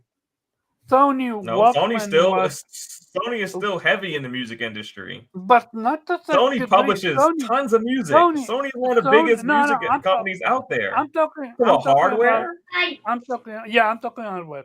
Sony, Apple's Sony out of the music Walkman. industry and hardware. Nobody makes hardware for music anymore. I said the wrong shit. Damn it. What I meant to say is Sony was phenomenally known for Walkman. Yes. Then what happened? Apple The came iPod came out, which was like 2 decades ago. That's like 2 decades ago. But still, it's something that they created on their own, and it almost put Sony out of business. So No, Yep. Sony never. Yep. Sony. No, no. Sony. No. So Sony what never you- went out of business on music. So so basically, I understand Jubei comment. Why Microsoft is not in it? Like when you have, and this is the biggest issue. You can talk So- about how. Hold on, Omar. Just Go ahead. pause just for a second. So, I just When want I to know said what that, Apple it's has like- done like recently that makes What do you you say mean that what they was take done? risk. because guess what? Apple guarantees commitments to their products before they just give up on them and scrap How's them. the Apple Vision doing? Where's that commitment? I don't care. They actually are still committed to it. They just have a hard Exactly, they're time still selling committed it. to it. They're not That committed. thing ain't iPod, selling. iPod didn't sell well at first. And That he was shit ain't like, you know committed. what? Can He you was walk? like, Can you no, walk we're into gonna see any Apple iPod store right 2 now and and pick up a 3 Vision? before y'all have to worry. Go You ahead. can You can go into Apple Store and pick up a Vision. You can't walk That would into be any smart. Apple store. You can't walk into any Apple can. store and pick up a Vision. To be fair, though, Microsoft is a I'm sure you can. I'm sure you can walk into some of them, but you can't walk Mhm. into every Apple store and purchase a $3,000 to $5,000 Vision. No, you can't. Sure. Microsoft is a walking meme right now. What happened My to Apple store is in a mall that has a Tesla Well, store in it. yeah. You're Like, one of you can. Yeah, you can't. But, They at gotta- this but point in time? go to the Apple store in Milwaukee. You're not going to walk in there and just grab an Apple Vision. Whoa. I ain't never seen no Apple Store in no hood areas to begin with, man. They always in bougie areas. I Those people got I the said money. Milwaukee. I didn't. Milwaukee's not necessarily hood, but it's just not thriving, vibrant, top market in the United States city. Or go to an Apple store and a less affluent area. They don't just got Apple Vision sitting there. They don't stand by their product like in that type of I way. can't. That's all I'm I can't saying. even think of an Apple store that is in like a low province area. That It doesn't don't even gotta be sound low. like It don't gotta be low income. It just has to be not affluent. It just has to be like it can be an area that will sell a lot of Apple products, but they won't sell the $5,000-$6,000 Apple products on the regular. Like they're not gonna have the top of the line let me ask iMac you inside this. there. This move by Microsoft, was it surprising to you, or did you expect something like that to happen? Because you always told me you wanted Microsoft to take control, which is why when they bought No, Bethesda. I never said I wanted them to take control of No. What I meant with take control, I meant invest in Xbox like that. Remember how Yeah, you said you always want- I don't have a problem with Microsoft's investment into Xbox. I think But that investment gotta then, bear some fruit. Otherwise, what happened now is gonna it happen has bear again. fruit for them. They're releasing 12 games this year, and they're probably going to release another 12 plus Dude, next year. they canceled a 3 game. games. They canceled 3 Dude, games Yes. out of 40. They canceled. They still got yes, 40 in they- development, so they had 43. Now they're down to 40. Dude, so basically what happened, and this is the biggest one that I'm frustrated with. Perfect Dark, okay, you can debate the studio is terrible and all that jazz. Rare, I understand. I absolutely understand. And I didn't say Xbox is mismanaging. I said Phil Spencer is giving what you call it, mismessaging. On one hand, he says the game development is doing great. On another hand, we see a cancellation now. And then the third one, The and game this could is have one. the game could have still been doing great, but it may have not been far enough along that Microsoft mandated cuts. So when Microsoft mandates cuts, it don't matter. It don't matter if you love it or not. If like he loved the MMO game that they cut that Bethesda was working on. Apparently, from what reports say, he couldn't stop playing it. So he loved that game. Yeah, that got not canceled. only that, this But- one is the biggest problem for me. Why? This game unannounced, okay. They've been working on it for what, 2018, I think. Yeah, Bethesda. Yeah, they've been working on it since before Yeah. Xbox purchased them. Yeah. So apparently, for this one, they created an entire new engine for it, and apparently they were wrapping up something to go into full production. So this game was gonna be imminent. It's gonna be debuted this year. Apparently, it's gonna be revealed this year. Furthermore, Phil Spencer played Let me it, see. and other had played it, and apparently they couldn't stop talking about how great it is, and yet it still got cancelled. Yep. And So watch, then it watch. makes you. Some So then smart it makes you. publisher is gonna get it, and they're gonna So then release it it, and it's makes gonna you be question. You cancel a game that is stuck in developmental. Okay, fair. You cancel a game that is killing a studio, and then you kill the studio. Okay, you do you.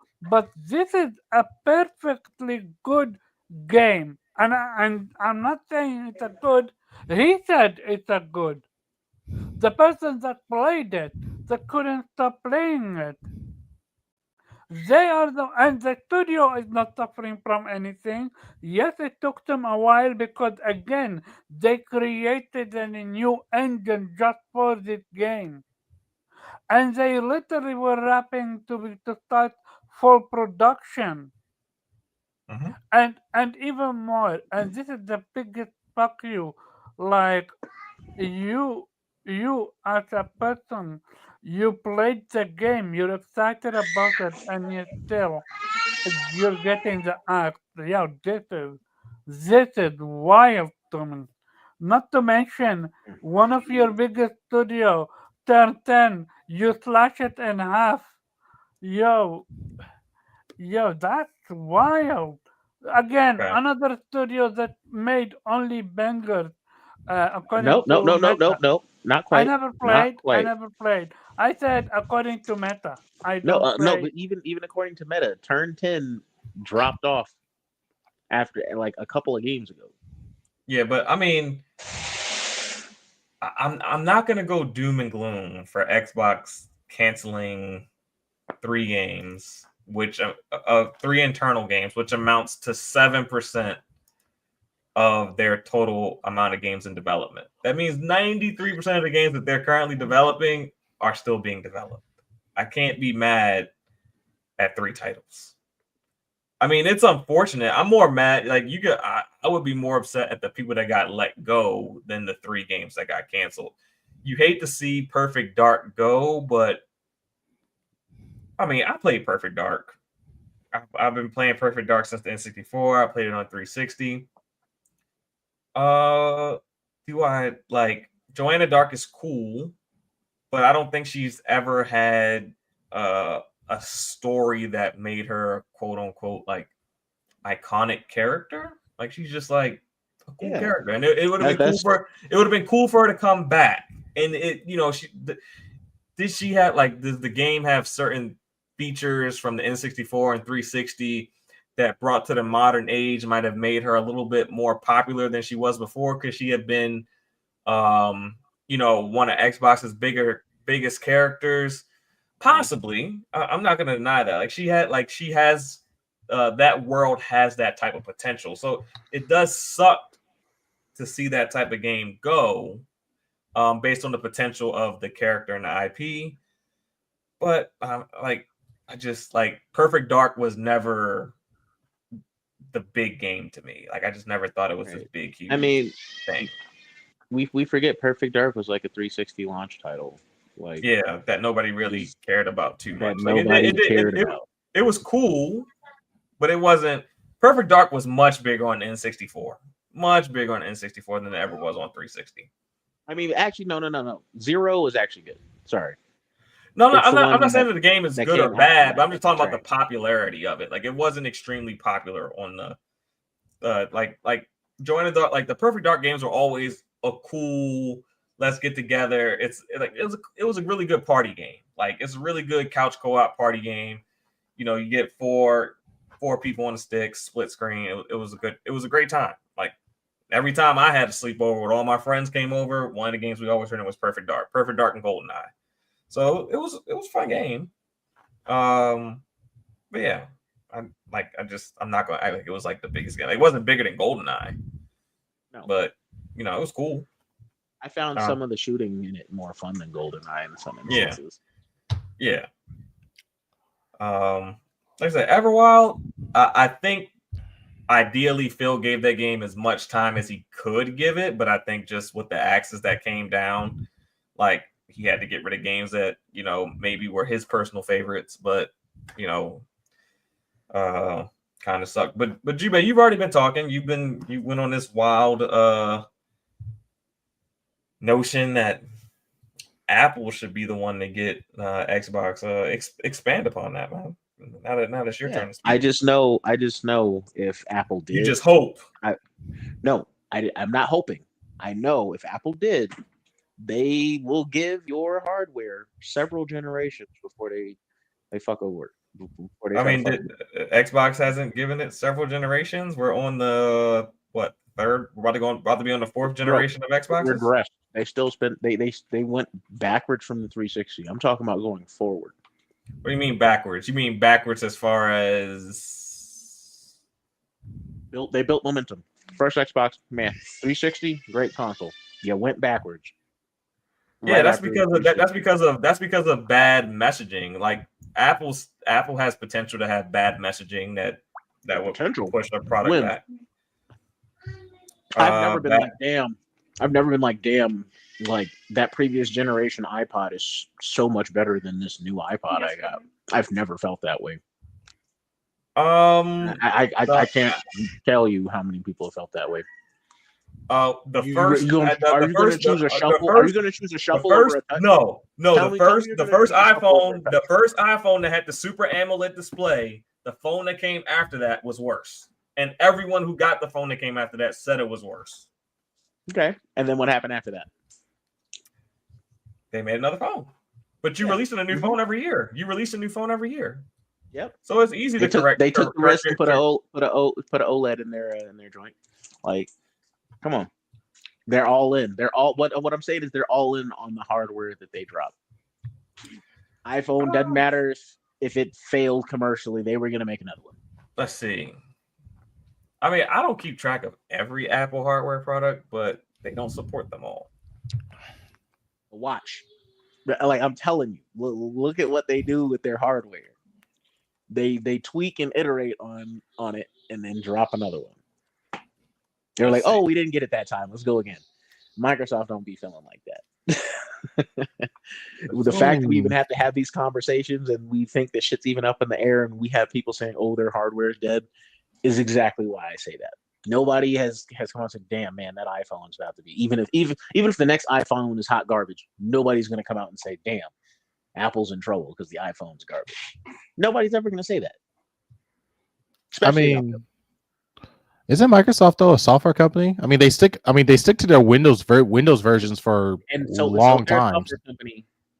Why they got hardware? Get it out of there. Stick to software. Cool. So you want Xbox to stop making hardware? They can sell Xbox to Apple. But the developers are producing software games. Microsoft doesn't even care about hardware. Where's the Surface at? Where's the Surface at right now? It's still out there. Oh, it got replaced with these bullshit Copilot garbage ass fucking. No, you can still buy Surface right now. You can buy Surface. You can. Right now. There's no hype for a new Surface. That's what I'm saying. They're pushing it into the corner because there's no hype for any PC. There's no hype for no HP. There's no hype for no Dell. They're considered productivity devices.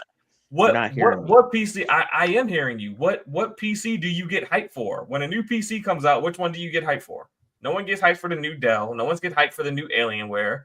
No one gets hyped for the new. No one gets hyped for the new Asus. But you know what they do get hyped for though? You know what they do get hyped for? That new MacBook. Shut the hell up. No, they don't. Nobody gets hyped for a damn MacBook. You said MacBook? Yes. Who gets hyped for a MacBook? Nobody gets hyped for a MacBook. Man, people buy. I still know people with 2011 MacBooks. People do not get hyped for the new MacBook. I think do. You are overselling. I'm really not. I will say this: they get hype over the iPhone, and the iPhone has very minimal upgrades.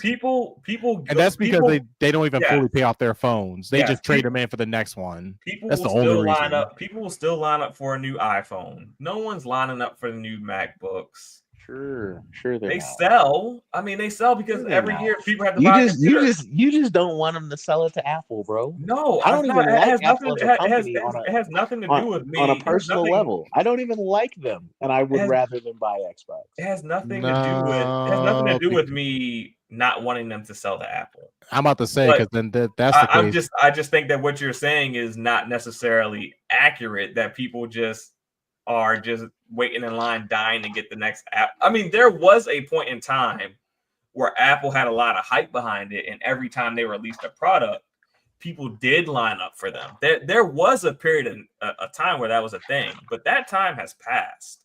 It's more, it's in the same right now. Apple products are in the same place that Dells and HPs and Lenovo's are. Like the new, whenever the new one comes out, people that need a computer, they get one because iOS or whatever they call the OS on Apple, that's their preferred operating system. So now people just go with their preferred operating system.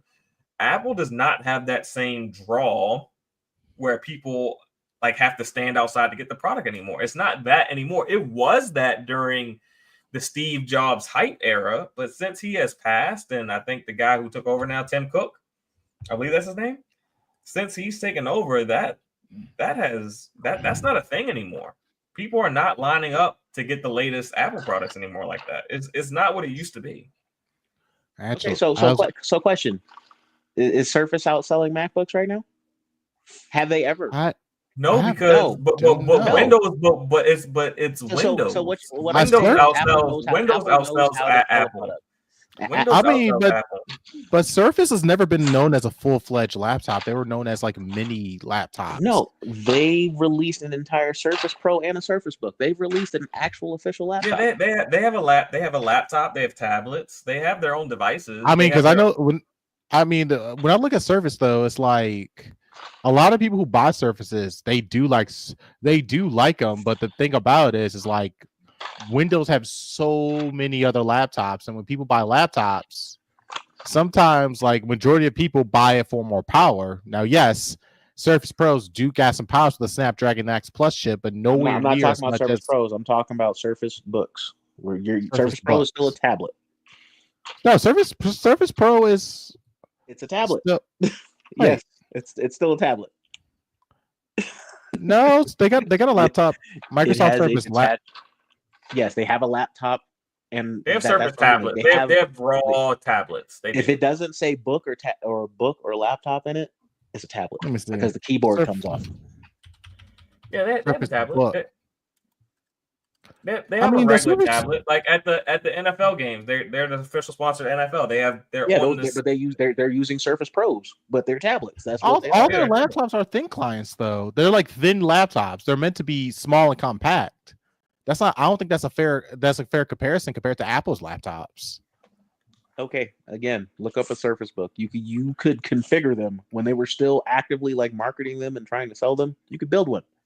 You put whatever inside you want in it. You want 64 gigs of RAM in it? Go for it. Drop it in. You can still build one. No, I'm actually on Microsoft website right now. You can still build it. They still have the Microsoft. You can build Xbox controllers too. Ooh, hold on, where am I going? But yeah, I'm not arguing about the Xbox being bought by Apple thing. I was just saying Apple is just not the Apple's not what you're saying they are anymore. They were that at one point. Is Apple poorly managed? Would you say that? Because I don't see them making headlines for like stepping on rakes. I will say this though. I'll say this: if Apple was a developer for video games, there will be no innovation. All right, so that's fine. So you're gonna play the same game every year. Day. Okay, so the one thing that you have to factor in with when you're talking about Apple versus Microsoft is perception. Microsoft has had a negative perception around its brand as far as how the media covers them and things like that since the late 90s when they first got the antitrust lawsuit for running a monopoly. I mean, ever since then, when they killed Netscape, just little things that they've done throughout the years, they have never been looked at favorably amongst the media. Like, Yep. I don't care. I don't care what decade you look at. You're right. Microsoft They're is the always villain. They're always the villain. Yes. Microsoft has always been the villain. So I don't think that's a fair comparison between Apple, because when Apple came back from the dead, they were considered like the darling, and they've never stepped on a rake hard enough to cross into being the villain. And Google's kind of neutral, where people acknowledge them as the villain, but people are kind of neutral on them because they use it every day in a way that you type in Google every day. Like you can't help yourself typing in some type of Google or Gmail versus like Windows. Yeah, you log into it every day, but you're not typing in Windows. Like it's just something that you do. I feel you. I mean, it's not even just being a media darling. It's more so. So I would say this. I will say this to kind of go with your argument. If Apple were the owner of Xbox, they would be painted in a much different light by the media. The media would be much more positive towards Xbox being owned by Apple because of the perception of the perception that the media has of Apple versus the perception they have of Xbox. Xbox has always been the bad guy. Apple is looked at not necessarily as the good guy, but they are looked at a lot more favorably, even when they do a lot of shitty stuff, like the stuff that they do with their store. There's nothing that Apple has done that has drawn the ire of the media. It's drawn the ire of other companies that do business with them, but not of the mass media or of its user base. Mm-hmm. Hey, what's going on, Doodle? There would be a spike in sales. That's all I'm going to say. It would be absolutely massive. Yeah, you would probably get the Apple heads going crazy, and you would probably the ponies who are also Apple lovers would probably be like, you would probably get them. I'm not even gonna argue that. I mean, but after that initial, like in the situation that you're talking about, like even if Xbox sold hardware over to Apple, I don't think they would sell the software over. I don't think they would sell like ABK. What's going on, See Money? I don't think they would sell all that over. I don't. I just don't see a world where that would happen. Like I think Xbox is holding on to that software now. Now that they got Call of Duty and those games that you live in, I don't see them. They got Minecraft, the most successful best-selling game of all time. I just don't see them selling those IPs over. It's kind of like WB. Like WB they wanted to sell the games over, but they didn't want to sell the IPs. Like, oh, we'll give you our developers, but we're not going to give you our IP. I think that would kind of be the same thing. And I think in that scenario, Apple would be like shit out of luck because they're not making shit. They're not going to make no games. Right. So listen. If they had got Halo in the beginning, we might be talking about a different Apple. I mean, you got Apple TV, you got all these iPhones. Apple's not making no games. They don't need to make games. They make too much money. Yeah, like they're just making hardware. They're just making Apple. Apple technically right now, without making anything, is like technically the number one gaming company in the world. Them and Google are like the number one and number two technically, as far as how much money they make from gaming. They're like 1 and 2 technically, I believe. Yeah, because of they own iOS and Android, and they make all the money off the Play Store and the iOS store. They get all that money off of all those microtransactions and all that. So I think even if they bought Xbox or even if they bought PlayStation, I just think they would be very uninspired to do anything extra because they already are kind of I think they probably already see themselves as number one in gaming. That's probably why Google got out of Stadia. It's like we already make too much money off of gaming, not doing anything. And now you're telling me I got to invest billions to make millions? Like I just, I don't think it made sense for Google. I don't think it makes I sense think for Apple. Game Pass would grow crazy over there if they owned it too. Why would it go crazy? But they wouldn't have the first. They wouldn't have the games. I'm telling you, Microsoft wouldn't sell them the game. So then they would have to pay Microsoft for the games to put in Game Pass. I'm saying in a perfect world, they sell off the entire division, all IPs. They get the fuck out of the gaming sphere completely. Yeah, that's not give it to Apple. That's what I'm talking. I know that's not. That's not happening. That's not happening. I know that's not. If you're talking about them just selling over the hardware, like Apple will be out of gaming in like 3 years. If they just bought the Xbox brand and none of the games, yeah, they'd be out of gaming in like 3 years. No, you would have to help. You'd have to sell it all. It's not happening. It's the Apple box now. Yeah, they have Apple. It's Apple game. If Apple was that serious, then they would already have made that Apple TV a gaming platform. It wouldn't even have to be AAA games. They could just start having it be a gaming machine, and they haven't. Who says they can't? I'm not saying that they can't. I'm just saying that they haven't. If they were serious about gaming in that manner, it would have happened in that way by now. But it's just not something that they care about. It's not something that they're passionate about. Like if Xbox called them, I don't think they would be like, "Oh yeah, this is the best thing that's ever came across our door is to purchase this whole division and all these developers." No, I just don't think they would feel that way. Okay, that's fine. They should still buy them though. Yeah, what should we talking about? No, Google pulled out of Stadia because they ain't spend the money it really took at the worst launch lineup. Yeah, exactly. And I'm saying Apple wouldn't want to if Google don't want to spend that money. I'm telling you, Apple don't want to spend that money. They don't. Like to purchase Xbox and all of their assets right now would probably be like what north of like 200 billion right now? 3 billion. It was 1.8 billion, wasn't it? Yeah. 1.8 billion. Well, they purchased Activision for 70 billion. They purchased ABK for about 8 billion. And then you got to factor in the value of the ecosystem and all that they've already built. And like you're looking at probably close to 200 billion. You're probably looking like north of 150 billion to buy that. I don't think anybody's kicking out that much. That would be like literally the largest purchase in not gaming history. That'd probably be like the largest purchase in just business history. If you made it like close to a $200 billion purchase, I don't think we've. Yep. That would be pretty but huge. I don't listen. I don't care about their passion. I don't care about any of that. What I care about is if they own them, they would be okay. Is what I'm saying. You would hope.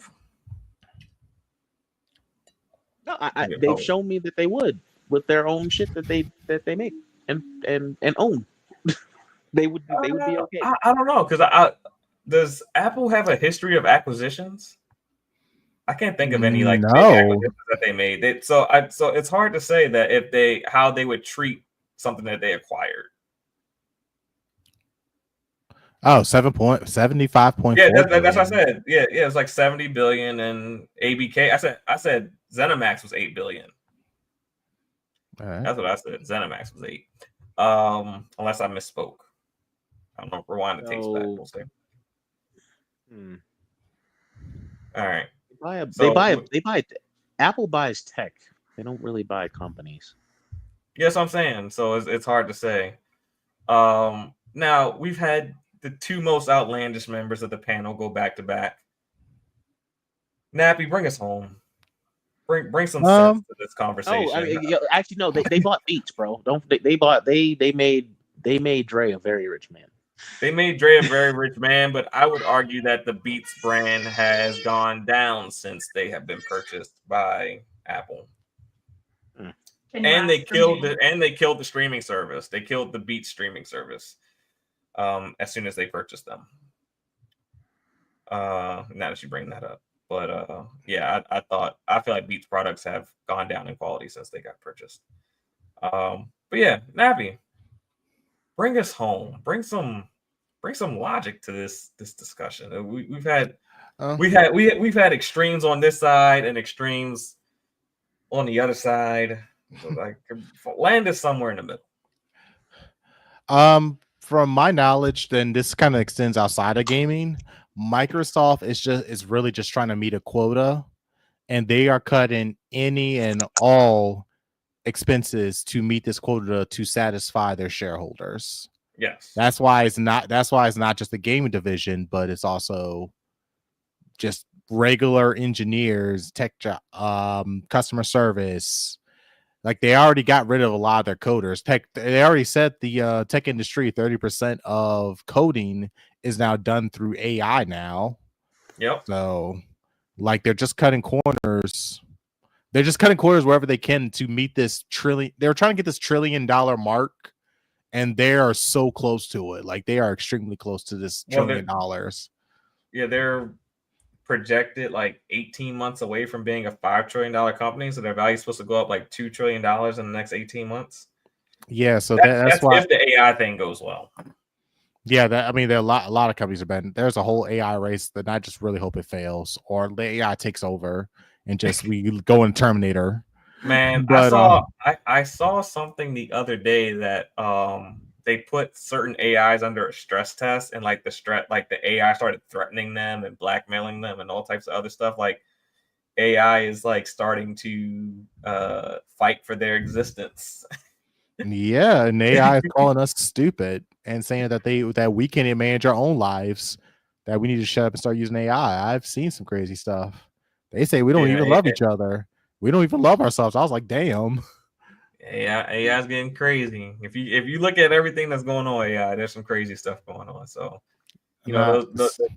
Terminator might be a thing one day. Now, the scariest ones I saw was when the Chinese had the showcase.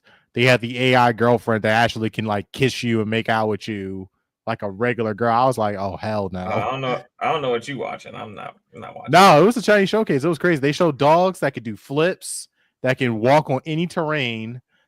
There was some crazy stuff. Yeah, I'm gonna take your word for that, Abby. I'm gonna take your word. I was expecting you to bring this home. Like, no, I'm gonna bring it home. But you get to go on another tangent. All right, but overall, what I'm saying is that it's sad that companies are laying off these workers right here. All I'm saying is that it's just sad that they are dropping these projects. They probably didn't see them as profitable, and like I said before, Microsoft is trying to just meet margins, and they're cutting costs wherever they can. I mean, they're probably going to stick it to somewhere safe. Hence, they're probably going to stick with their Call of Duty. They got a bunch of other titles that are still coming out. So, yeah, I mean, it's sad, but it's just the tech industry as a whole. So I'm not surprised that Microsoft is laying off people. Like I said, they're trying to get their more profits and make themselves seem more profitable than what they really are. They're trying to appease shareholders, and they're trying to get to that $5 trillion mark. They want to be the first company to cross 5 trillion. That's their goal. They want to get, and they want to lock up AI. They want their AI to be the dominant AI. Right now, they're competing against Gemini.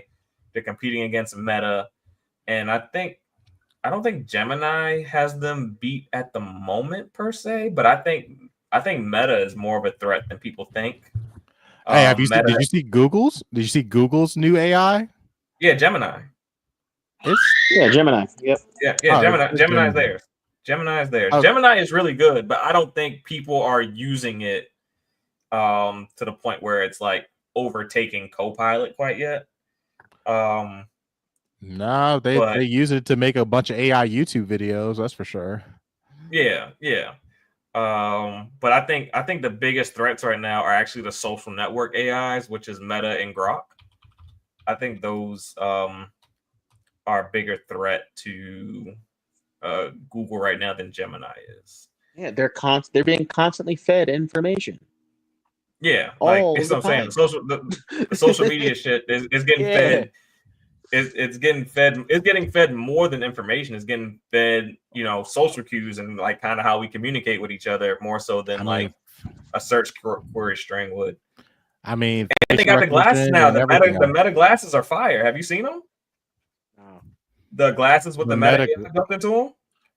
Are you talking about the what are they AR called? glasses. AR glasses. Oh, Yeah, Yeah. there's actually a bunch of AR glasses now. There's like a Yeah, but multiple the different meta glasses companies. are the meta glasses are like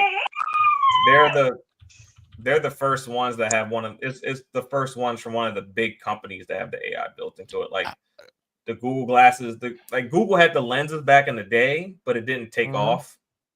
These are like actually like partnered with like Oakley, and you can get like prescription lenses and all that. It's like it's I'm about to say, much more adopted than what the previous tech was. I mean, they also got the Ray Neos as partner and got some AI stuff. Vitcher is one. Rokid is actually a new one, but there's a That's couple of them. I don't think any of those threaten Microsoft though. I think, like I said, the social network ones, particularly Meta, and then I think it's Gemini is like third. I would say as far as threats to Microsoft. I would say they were second. I'll put Meta and Grok 2 and 3, and I guess Gemini fourth. I guess as of right now. Yeah, but I mean, overall, I don't have much to say else. It's just sad to see that Microsoft canceling games just to meet their damn quota. So I want more games. I want more options. So, were any of those three games that you would have cared about on your on the PC? Personally, not too much. I mean, I wasn't really tied to any of those games. The only like you don't play a lot. Do you play MMOs like that? Like because they were coming out with an MMO, like that was kind of like nowhere near as much as I used to. Okay, so that like wouldn't appeal to you. Were you keeping an eye on Perfect Dark? I was, but I can live without it. Okay, and I can live without the remake. Everwild, it looked cool, but I'm okay with it. I'm actually okay. The only game that I ever looked forward to that actually caught me off crazy, and this was a long time ago, back at like 2016, or no, 2014, 2015, no, 2016, 2017, was a game called Scalebound that they canceled. Okay. That is the only game I want Microsoft to ever bring back. Facts. Yeah. Like these other games weren't even games, bro. We didn't get nothing. We got nothing. Yeah. A whole bunch of nothing. I think I think the only game that I would have entertained y'all going crazy about being canceled is maybe like State of Decay 3. That's probably the only one I probably would have entertained. Oh my god, State of Decay. Wait, they canceled State of Decay 3? No, they did not. No, State of Decay 3 did not get canceled. Do not. Oh, I was about to say, do not put that out there, Ricky Bobby. Do not do that. But yeah, those are the only two. That's the only one I think I would have been like, yeah, that's a. But I mean, everything else is like, sometimes things got to get cut. And it's unfortunate. Like I said, it's more unfortunate the people that lost their jobs than it is like these three games that got cut. The initiative, like I said, to me was a mess from the beginning.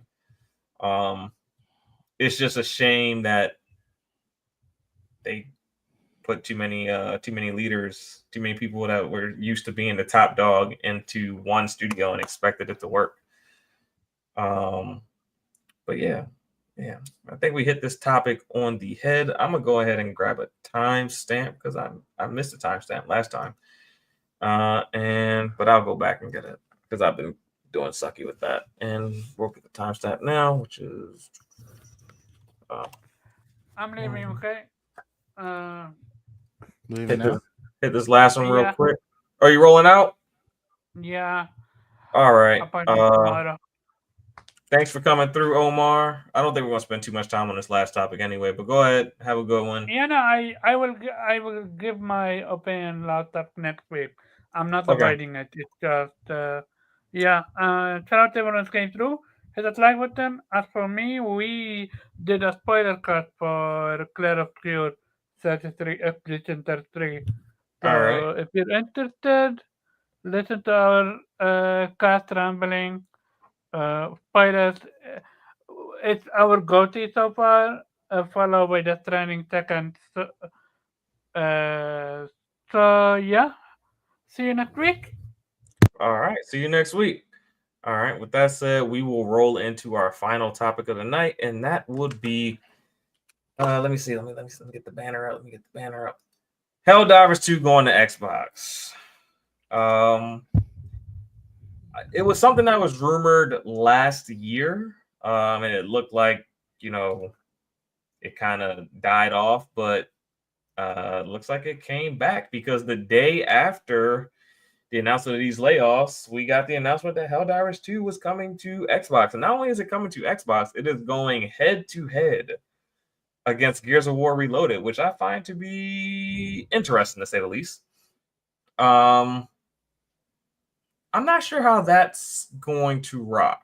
Like, I think the game will do well on Xbox because Xbox players love shooters and they love multiplayer. But I think it would have done better releasing at the beginning of the month and then Gears releasing at the end of the month. So I think it's kind of I don't think they maximize that potential on Helldivers going to Xbox day one. But I'm gonna go to I can't even call him Captain Xbox Day. Jubei. Apple Jubei. What are your thoughts on Helldivers coming to Xbox? Good. It's got so I just stopped playing it on PlayStation. I don't have PSN anymore. So. Okay. So you dropped your PSN and now you're gonna pick up a copy for it to play on Xbox. Yep. Okay. All right. I just don't see the value in PSN right now. So yeah. Yeah, I thought it. I think it's cool. I mean, it's a Sony-owned IP, right? Yeah. I think they own the IP. Yeah, they do. Yep. But by an independent, not owned by them studio, so I think it's a good move. Like, I think they've seen that they've reached their cap with what they can with money. Like what to expect. It's like, okay, why not put it on a new platform? Like, what are they missing out on? Majority of this base is already on PC. Yeah. The console base ain't gonna catch up, and they know that. So why not just throw it on the other console and get some more money? Okay. Now, with you saying that, do you think that this is just the beginning, or do you think we're going to start to see more of PlayStation's catalog make its way to Xbox? I think we will never see day and date on Xbox, but I think we would see once sales have died down to a certain point that it gets released on the other side. Sony is still going to look out for themselves first and foremost. So you think you could see something like maybe a game that's kind of like done and over with, like an Uncharted series, make its way over to Xbox at some point? Yep, absolutely. Why not? Okay. All right. It's not going to stop somebody from buying a PlayStation. I mean, nobody's buying a PlayStation for Uncharted at this point. Now. Yeah. God damn. Not. We ain't getting another one, so. Yeah, I know. All right. Okay. So you're day one on. So when day one comes, are you on Gears Reloaded or are you on Helldivers? Which one are you loading up first? I've played both of these games, but yes. But I'm gonna have to see what the Pony Brigade is bringing in this online. I know how are they bringing online to Gears or online to Helldivers? Gears. That's okay. So you're Gears day one. Oh, all right. Mouse and keyboard. All right. I don't care. I don't care about that. Mouse and keyboard. I play Gears 5 too. So mouse and keyboard's already a thing. I don't care. Your bot card is in a very fragile place. You get to hold it for another week. That's not a fragile place. Yeah. Yo, no, like I'm gonna be in there because I know how PlayStation people play on Helldivers. I've seen it. I haven't seen them play no Gears though. I'm about to clip you and submit you to bot court. Let's do it.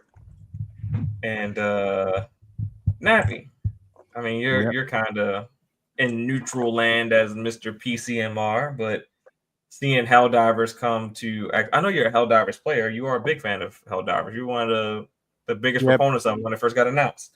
So seeing it go to Xbox, what is your reaction to seeing that? And what do you think it means for the future of PlayStation owned IPs making it to other platforms? Okay, so first off, we're gonna start with just Helldivers going to Xbox. It is great. We need more recruits to fight the goddamn Empire. I'm just letting you know right now. I think our recent mission we got our ass kicked, so we need more Helldivers out there.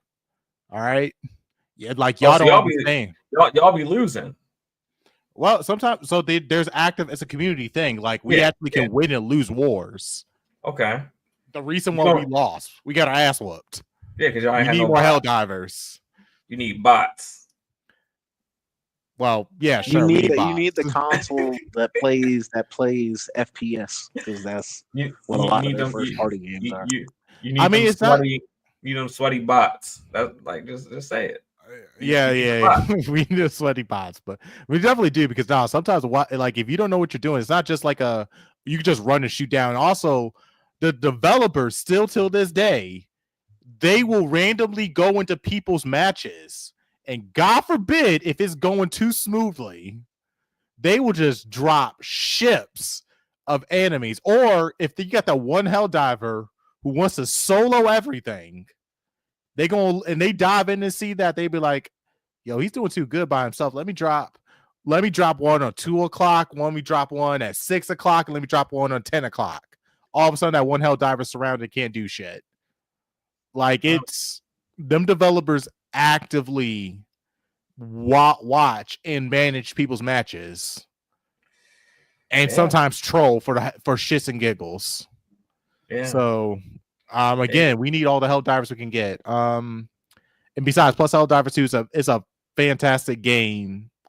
Definitely fun to play with friends, and we just need more Helldivers.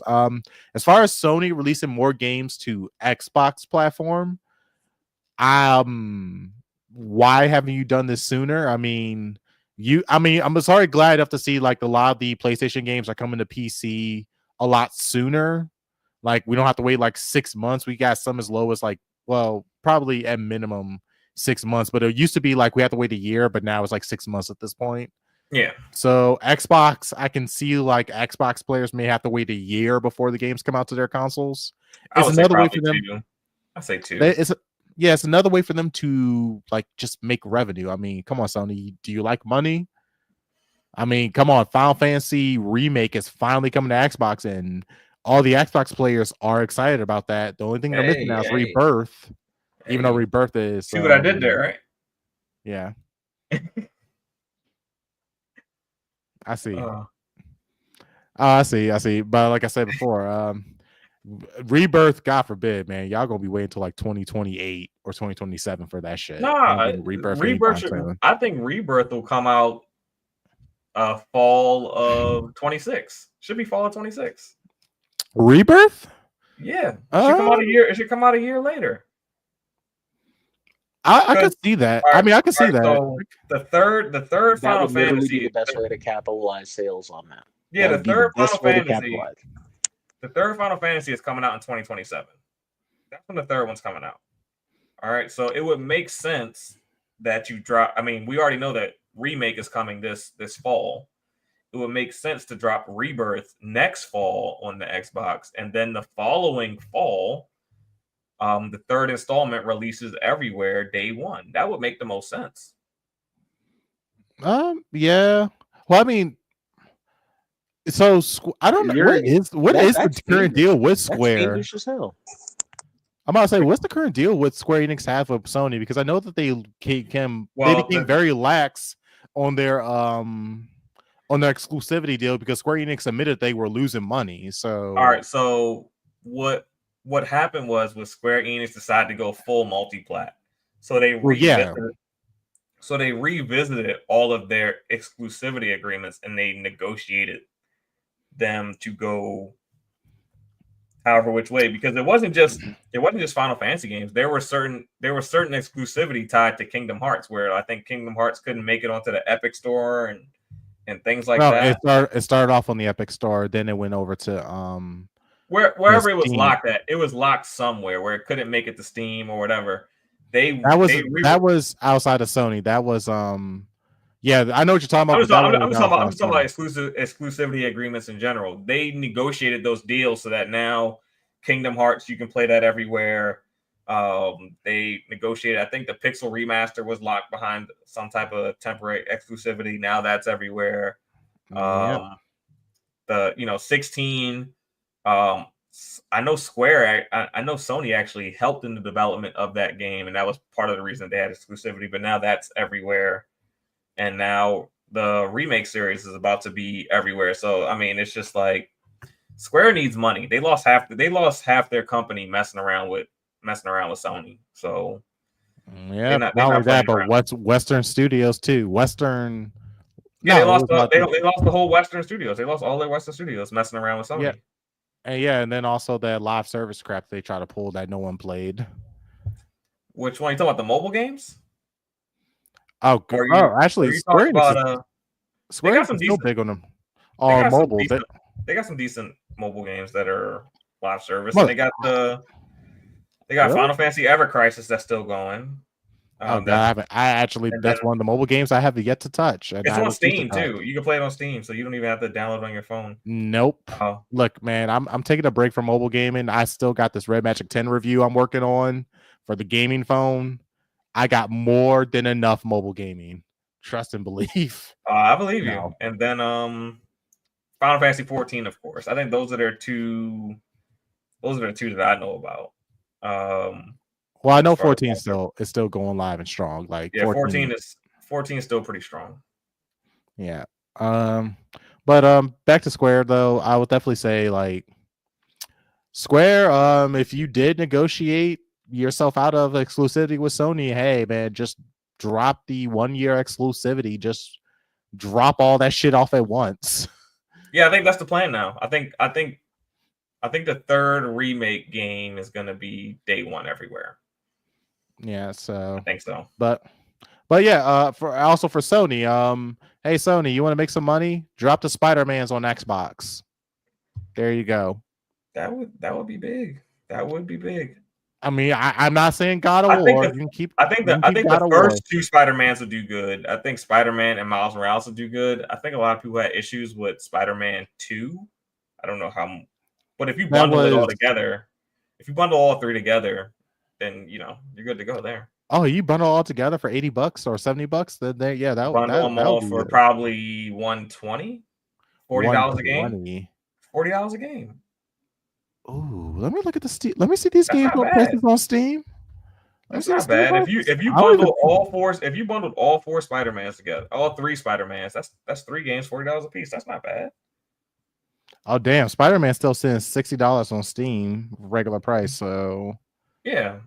Okay, 120 for 3 games. Miles Morales is $50. The original Spider-Man is that's cheap. That's like a $30. So okay. All 3, 120 or 130, something like that. Because I can see like maybe 120 max. I can't go above 120. Well, I mean, Yobi brought up something. Well, he wants the online Spider-Man game, man. Look, live service games are canceled. The Great Web got canceled. It is not coming back. Or there is a PC mod though that does add multiplayer to Spider-Man and Spider-Man 2. But you gotta have a PC. You could do that, but I mean, I think the Great Web is not coming back because Disney is just gonna make too much money, and Sony's not gonna make enough off of the live service elements of that game. So I mean, who cares? Oh, because of connected to Spideyverse and crap, man. Yeah. So well, I mean, Sony still technically owns Spider-Man while Disney owns Marvel. Like Spider-Man is that one abandoned stepchild. Yeah. I'm just saying, you could at least get I don't know. Sony, like they said, you can start dropping some of your games on PlayStation that were on PlayStation 5, drop them on Xbox, make a little bit more bread, and then next year, whatever exclusives, if you guys still want to do that, or new console, like you could try to push that. Because at this point right now, for me personally, I don't see like exclusivity as really a big thing. I mean, I think it should be there, but I think like 100% exclusivity to a device is not profitable for a company because everybody seems to be sticking with their platforms. People are sticking with Xbox. People are sticking with PlayStation. PC players ain't going no damn where. So, well, there's a couple games that they just recently remastered that I think would make sense to go to Xbox, and that's the Uncharted series because they just recently remastered those. Yeah, they ain't make no money off that. They just remastered Days Gone. Nobody bought that. I mean, you might as well get your money. And they just remastered Last of Us. And Last of Us has the 3rd season of their TV show. It makes sense, to put those games over on Xbox. It does. It does. I mean, Last of Us 2 is a little bit more recent. But still, I think it makes sense to put those 3 over there. And we'll see, because Microsoft only put one of their big hitters. Well, not I would say one, but like one of their big character driven. Gears is like one of their biggest ones. Like that's the only one they did. Yeah, they still held back on Halo. I know they did Forza. Forza's now on PlayStation, I believe. Yeah, correct? Forza Horizon 5 is on there. Yep. So we'll see what happens. Sony, you want to make some money though? You got some exclusives. Hey, you want to make some more money? You should bring back some of the PlayStation 2 era games like Papa the Rapper. I mean, nobody's playing Papa the Rapper, bro. Come on, man. We got to play Papa the Rapper comes back, man. The average gamer in the United States is ages 35. That means I still got I got my PS1, my PS2, my PS3. If I want to play Papa the Rapper, I can do it right now. I got the disc around here somewhere. I mean, we can play man. Papa the Rapper. I mean, PlayStation 2 has some really crazy. The Mosquito game, Jack and Dexter. Look, SOCOM. Look, I've seen you at work. You are Mr. PCMR. You have all the emulators. You could play Papa the Rapper right now if you wanted to. Whoa. And sir. You're not. Be careful about the emulators, okay? I'm just preserving my library in my computer. Yes, we understand. He doesn't have any Nintendo stuff, so you don't got to worry about that. Nintendo stuff. No Nintendo stuff. But yeah, if you want to play, I know you can play Papa the Rapper right now if you wanted to. Oh god, Frequency too, man. If that was another rhythm game. Now an old game I would play. Probably plays like shit, but I would play Battle Arena Shinden again. That's just a classic to me. Yeah, just something about that game, like the high jumps with the sword and all that. It's just, I know the game probably looks like shit now. If I looked it up on YouTube, I'd probably be so disappointed. But actually, a good game they could bring back that Sony that was a Sony exclusive, Steambot Chronicles. I don't think I played that. Unless they're throwing that in Game Pass. Nope. What do you mean? No. Come on. All right, okay. I mean, some of the games that you're talking about, they can sell for like $2. If you bring back some of them like PS1, PS2 games, if you're selling, like, they should sell like mobile games, like buy a mobile game for $2-3. Oh yeah, like they did with GTA 5, like GTA San Andreas. Yeah, sell for like $2-3. That's they where sell that game for $15. No, that's what we're missing out in the gaming industry, is that everyone's afraid to like sell like their old games for like 99 cents. People would buy I'm about to say for $1. It's crazy. Square Enix sells like Final Fantasy all their Final Fantasy games on mobile, but they're all like $20-$30 games. Yeah, if you sold them for $2. Because don't nobody on mobile know about Final Fantasy. They don't know it's supposed to be a $50 game. They don't know that. Sell for $2. You know how many people will buy Final Fantasy for $2? I highly doubt. Actually, I'm about to look at the Google Store right now, see what Square Enix. Go to Google Play Store, type in Final Fantasy, and it's probably $30 for a freaking mobile game. Ridiculous. But Final Fantasy 17 is currently $15.99. Final Fantasy 17 does not exist yet. I mean, not 17. Final Fantasy 7. Final Fantasy is $15.99. Final Fantasy 6 is $15 as well. Phone game, that is crazy. Square Enix is literally Square Enix is one of the most expensive publishers. Yeah, all their Final Fantasy games 1 through 7 or 1 through 1 is actually $10. Wow, 4 Remake is $15. A lot of their games are $15. Final Fantasy 8 remastered is $20. Yo, Square Enix is going ham on these prices. Yeah, for phone games, they should be like $2 to $5. And I think if they were $2 to $5, I think they would sell a lot more. They make a lot of money. You are getting a full-fledged game. You're getting a full-fledged game that is, most of these games are 20, 30 years old. Oh my God. Saga Frontier 2 Remaster is $30. Like today, Saga Emerald Beyond is $50. Like, bruh. Final Fantasy 9 hit its 25th anniversary today. So we're talking about games that are over 30 years old. They could definitely sell for just a couple dollars. Say Saga Emerald Beyond. Now, oh my, $50. You know what? How much is Sonic on mobile? I know they got some Sonic. Sonic. Speaking of which, Sonic got delisted. That was a big announcement. Sega was delisting some of their games. How much was Sonic on mobile? I guarantee you it wasn't over $10. I'll bet something. I don't know what. Sonic the Hedgehog got delisted. You can't even buy the original Sonic the Hedgehog game no more on mobile. Are there any Sonic games on mobile? There was Sonic 2, Sonic. No, I'm saying, are there any currently on mobile? New ones, they have their live service ones, but that's about it. Like Sonic Forces, Sonic Dash, and I'm trying to think of like some like big IPs that might be on mobile.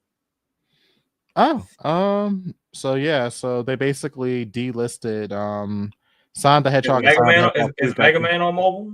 They probably got some Mega Mans on mobile. Let's check. Actually, no, I did check that. So Mega Man has only Mega Man X is on mobile, and that is for $8. See, that's reasonable. That's what Square should be doing. $8. It shouldn't be more than $10. That's like a 2D platform shooter. I mean, Final Fantasy got a whole rich story to it. Fuck them. Them games is old now. Y'all know I'm like the biggest Final Fantasy guy on the panel, but I mean the games are old now. Like if you're not remaking them, and they got an offline version of Mega Man X Dive offline version. Okay, and how much is that? Actually, I purchased this so I don't even have the price anymore. I purchased back in last year, January 17, 2024. I think this was like $20. Like man, I was trying to build up my mobile library because I was doing mobile controller reviews, so I had to actually start buying mobile games besides playing the live service ones. No, look. You lost me. Okay, look. I said controller reviews. Some people ask me, "Hey, why don't you do mobile controller reviews?" I was like, "Okay," but then I was like, "Damn, let me see if there's any good games that you can actually buy that are full-fledged games." Oh, it's $9.89. Okay. Like I said, any console game on a mobile device should be under $10. Maybe you charge more if they buy it on their tablet because they're playing on a larger screen. I don't know, but that's the same as the same Play Store. They can figure it out. As a matter of fact, GTA San Andreas is still like $15 on the Yeah, that's crazy. They lost their mind. That runs good. But anyway. We got him off topic. But anyway, Sony release more games on other platforms. Yeah, matter of fact, release your old lineups on mobile. I want to play Papa the Rapper on my phone. We have strayed far enough. Good to see Sony bending the knee and following the lead of Xbox as they always do and starting to release games cross-platform. We already kind of saw it with Horizon. We already seen that. She's on the Switch now. I mean, that's Lego Horizon. It's still there. It's still their IP. So we got a taste of it. Stellar Blade will probably be next. That's possible. Stellar Blade is actually done. Well, we already talked about it. Stellar Blade and Lost Soul Aside because Kojima's game went. So why wouldn't Stellar Blade and Lost Soul Aside go? Nah, Stellar Blade. They're probably going to hold off on Stellar Blade for another because They literally just released it on PC, and Yeah, so I'm saying like a year from now. I'm not talking about like next month. I'm talking about like next year. Okay, yeah, and well, PC is the best place to go because damn near a modern day PC potato can run Stellar Blade, Man, and PC is the best place to play it. Yeah, because y'all freaky modders. Nah, the gooning for that game was so. Even Nexus mods update their terms and conditions because of that game. Them freaky ass niggas gotta stay their ass inside.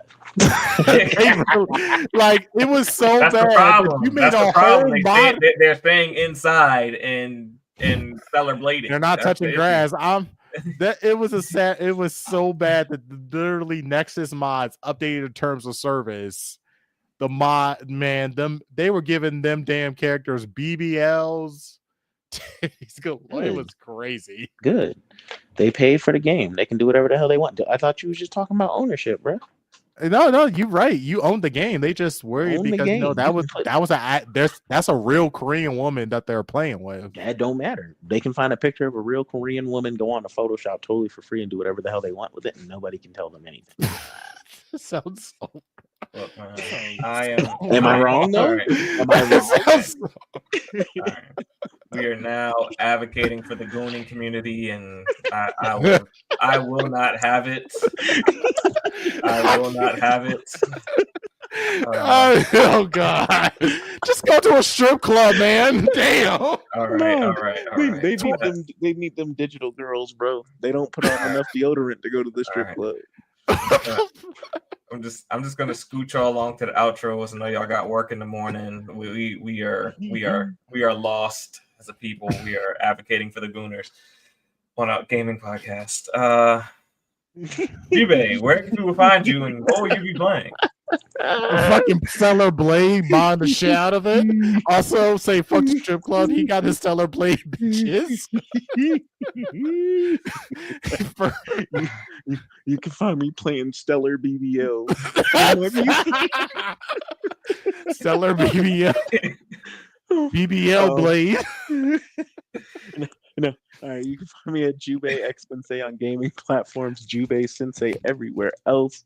I'm trying to get that Halo 3 helmet in Halo, so I gotta play that. I have like 2 days, maybe less. Mm-hmm. So I'll be doing that. Also, wish list. If anybody out there is listening, since we're talking about remakes and shit or sequels, I need Sega to partner with somebody and give us a Seaman 2. Please and thank you. Sell us a microphone. I'm all about it. All right. Mm-hmm. Nappy, where can we find you, and what would you be playing, and what is the latest controller you're reviewing? All right, so I do have one more trip for the summer that is around the 3rd week of July. So I'm sorry, I kind of been on a mobile tyrant because that's the only way I could game lately. I have to be outside, friends, girlfriend, stuff like that. Girlfriend. But plural. I say girlfriend. I didn't say girlfriend. You try to get me beat. You try to get me, man. We are not playing like that, man. No. I literally just met her mom and sister. Nah. You trying to kill me? But anyway, I got the Absolute S9 controller. This is a mobile gaming controller that is actually going to get the first review this week. This one is the Backbone Pro controller, was the most expensive Pro controller that you can get for mobile, because Razer just announced their new lineup of controllers, and they got a $200 mobile controller, which these mobile controllers are getting expensive. I don't know what the fuck is going on at this point. Also, speaking of that, because I did a super deep dive into mobile gaming, got the Red Magic 10 Pro right here, the #1 gaming phone on the market. Literally the most powerful gaming phone that you can currently get, or phone as general.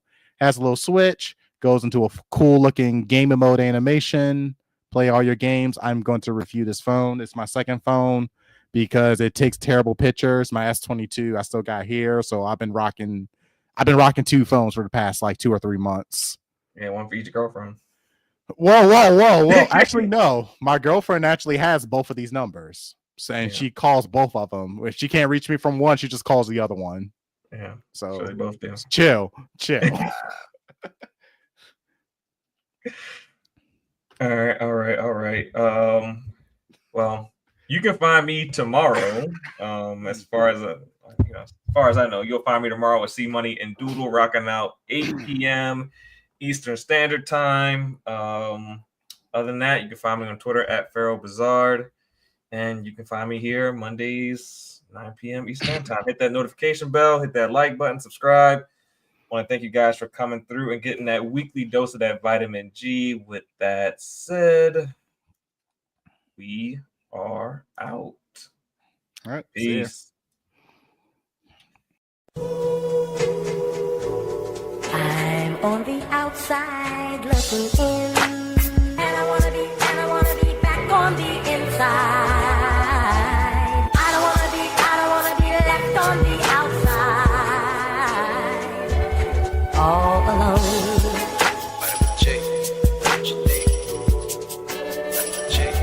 All alone.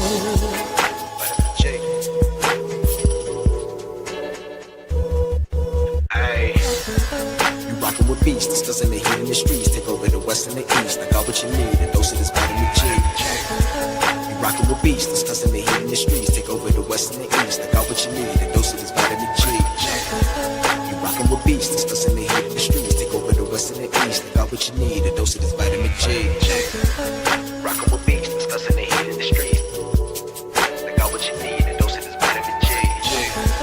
You rockin' with beats, discussing the heat in the streets.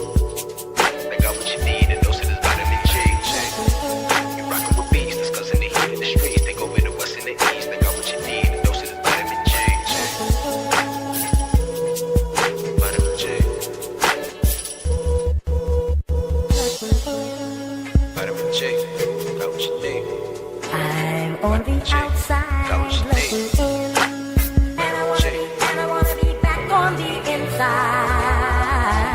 I don't wanna be left on the outside, all alone. Vitamin J, got what you need. Vitamin J, got what you need. All alone. Vitamin J. Discussing that heat in the street, and we got just what you need on Vitamin G. You rockin' with beats, discussing the heat in the streets. Take over the west and the east. I got what you need, a dose of this vitamin G. You rockin' with beats, discussing the heat in the streets. Take over the west and the east. I got what you need, a dose of this vitamin G. You rockin' with beats, discussing the heat in the streets. Take over the west and the east. I got what you need, a dose of this vitamin G. Rockin' with beats, discussing the heat in the streets. I got what you need, a dose of this vitamin G. You rockin' with beats, discussing the heat in the streets. Got what you need, a dose of this vitamin G. You rockin' with beats, discussing the heat in the streets. Take over the west and the east. I got what you need, a dose of this vitamin G. Vitamin G.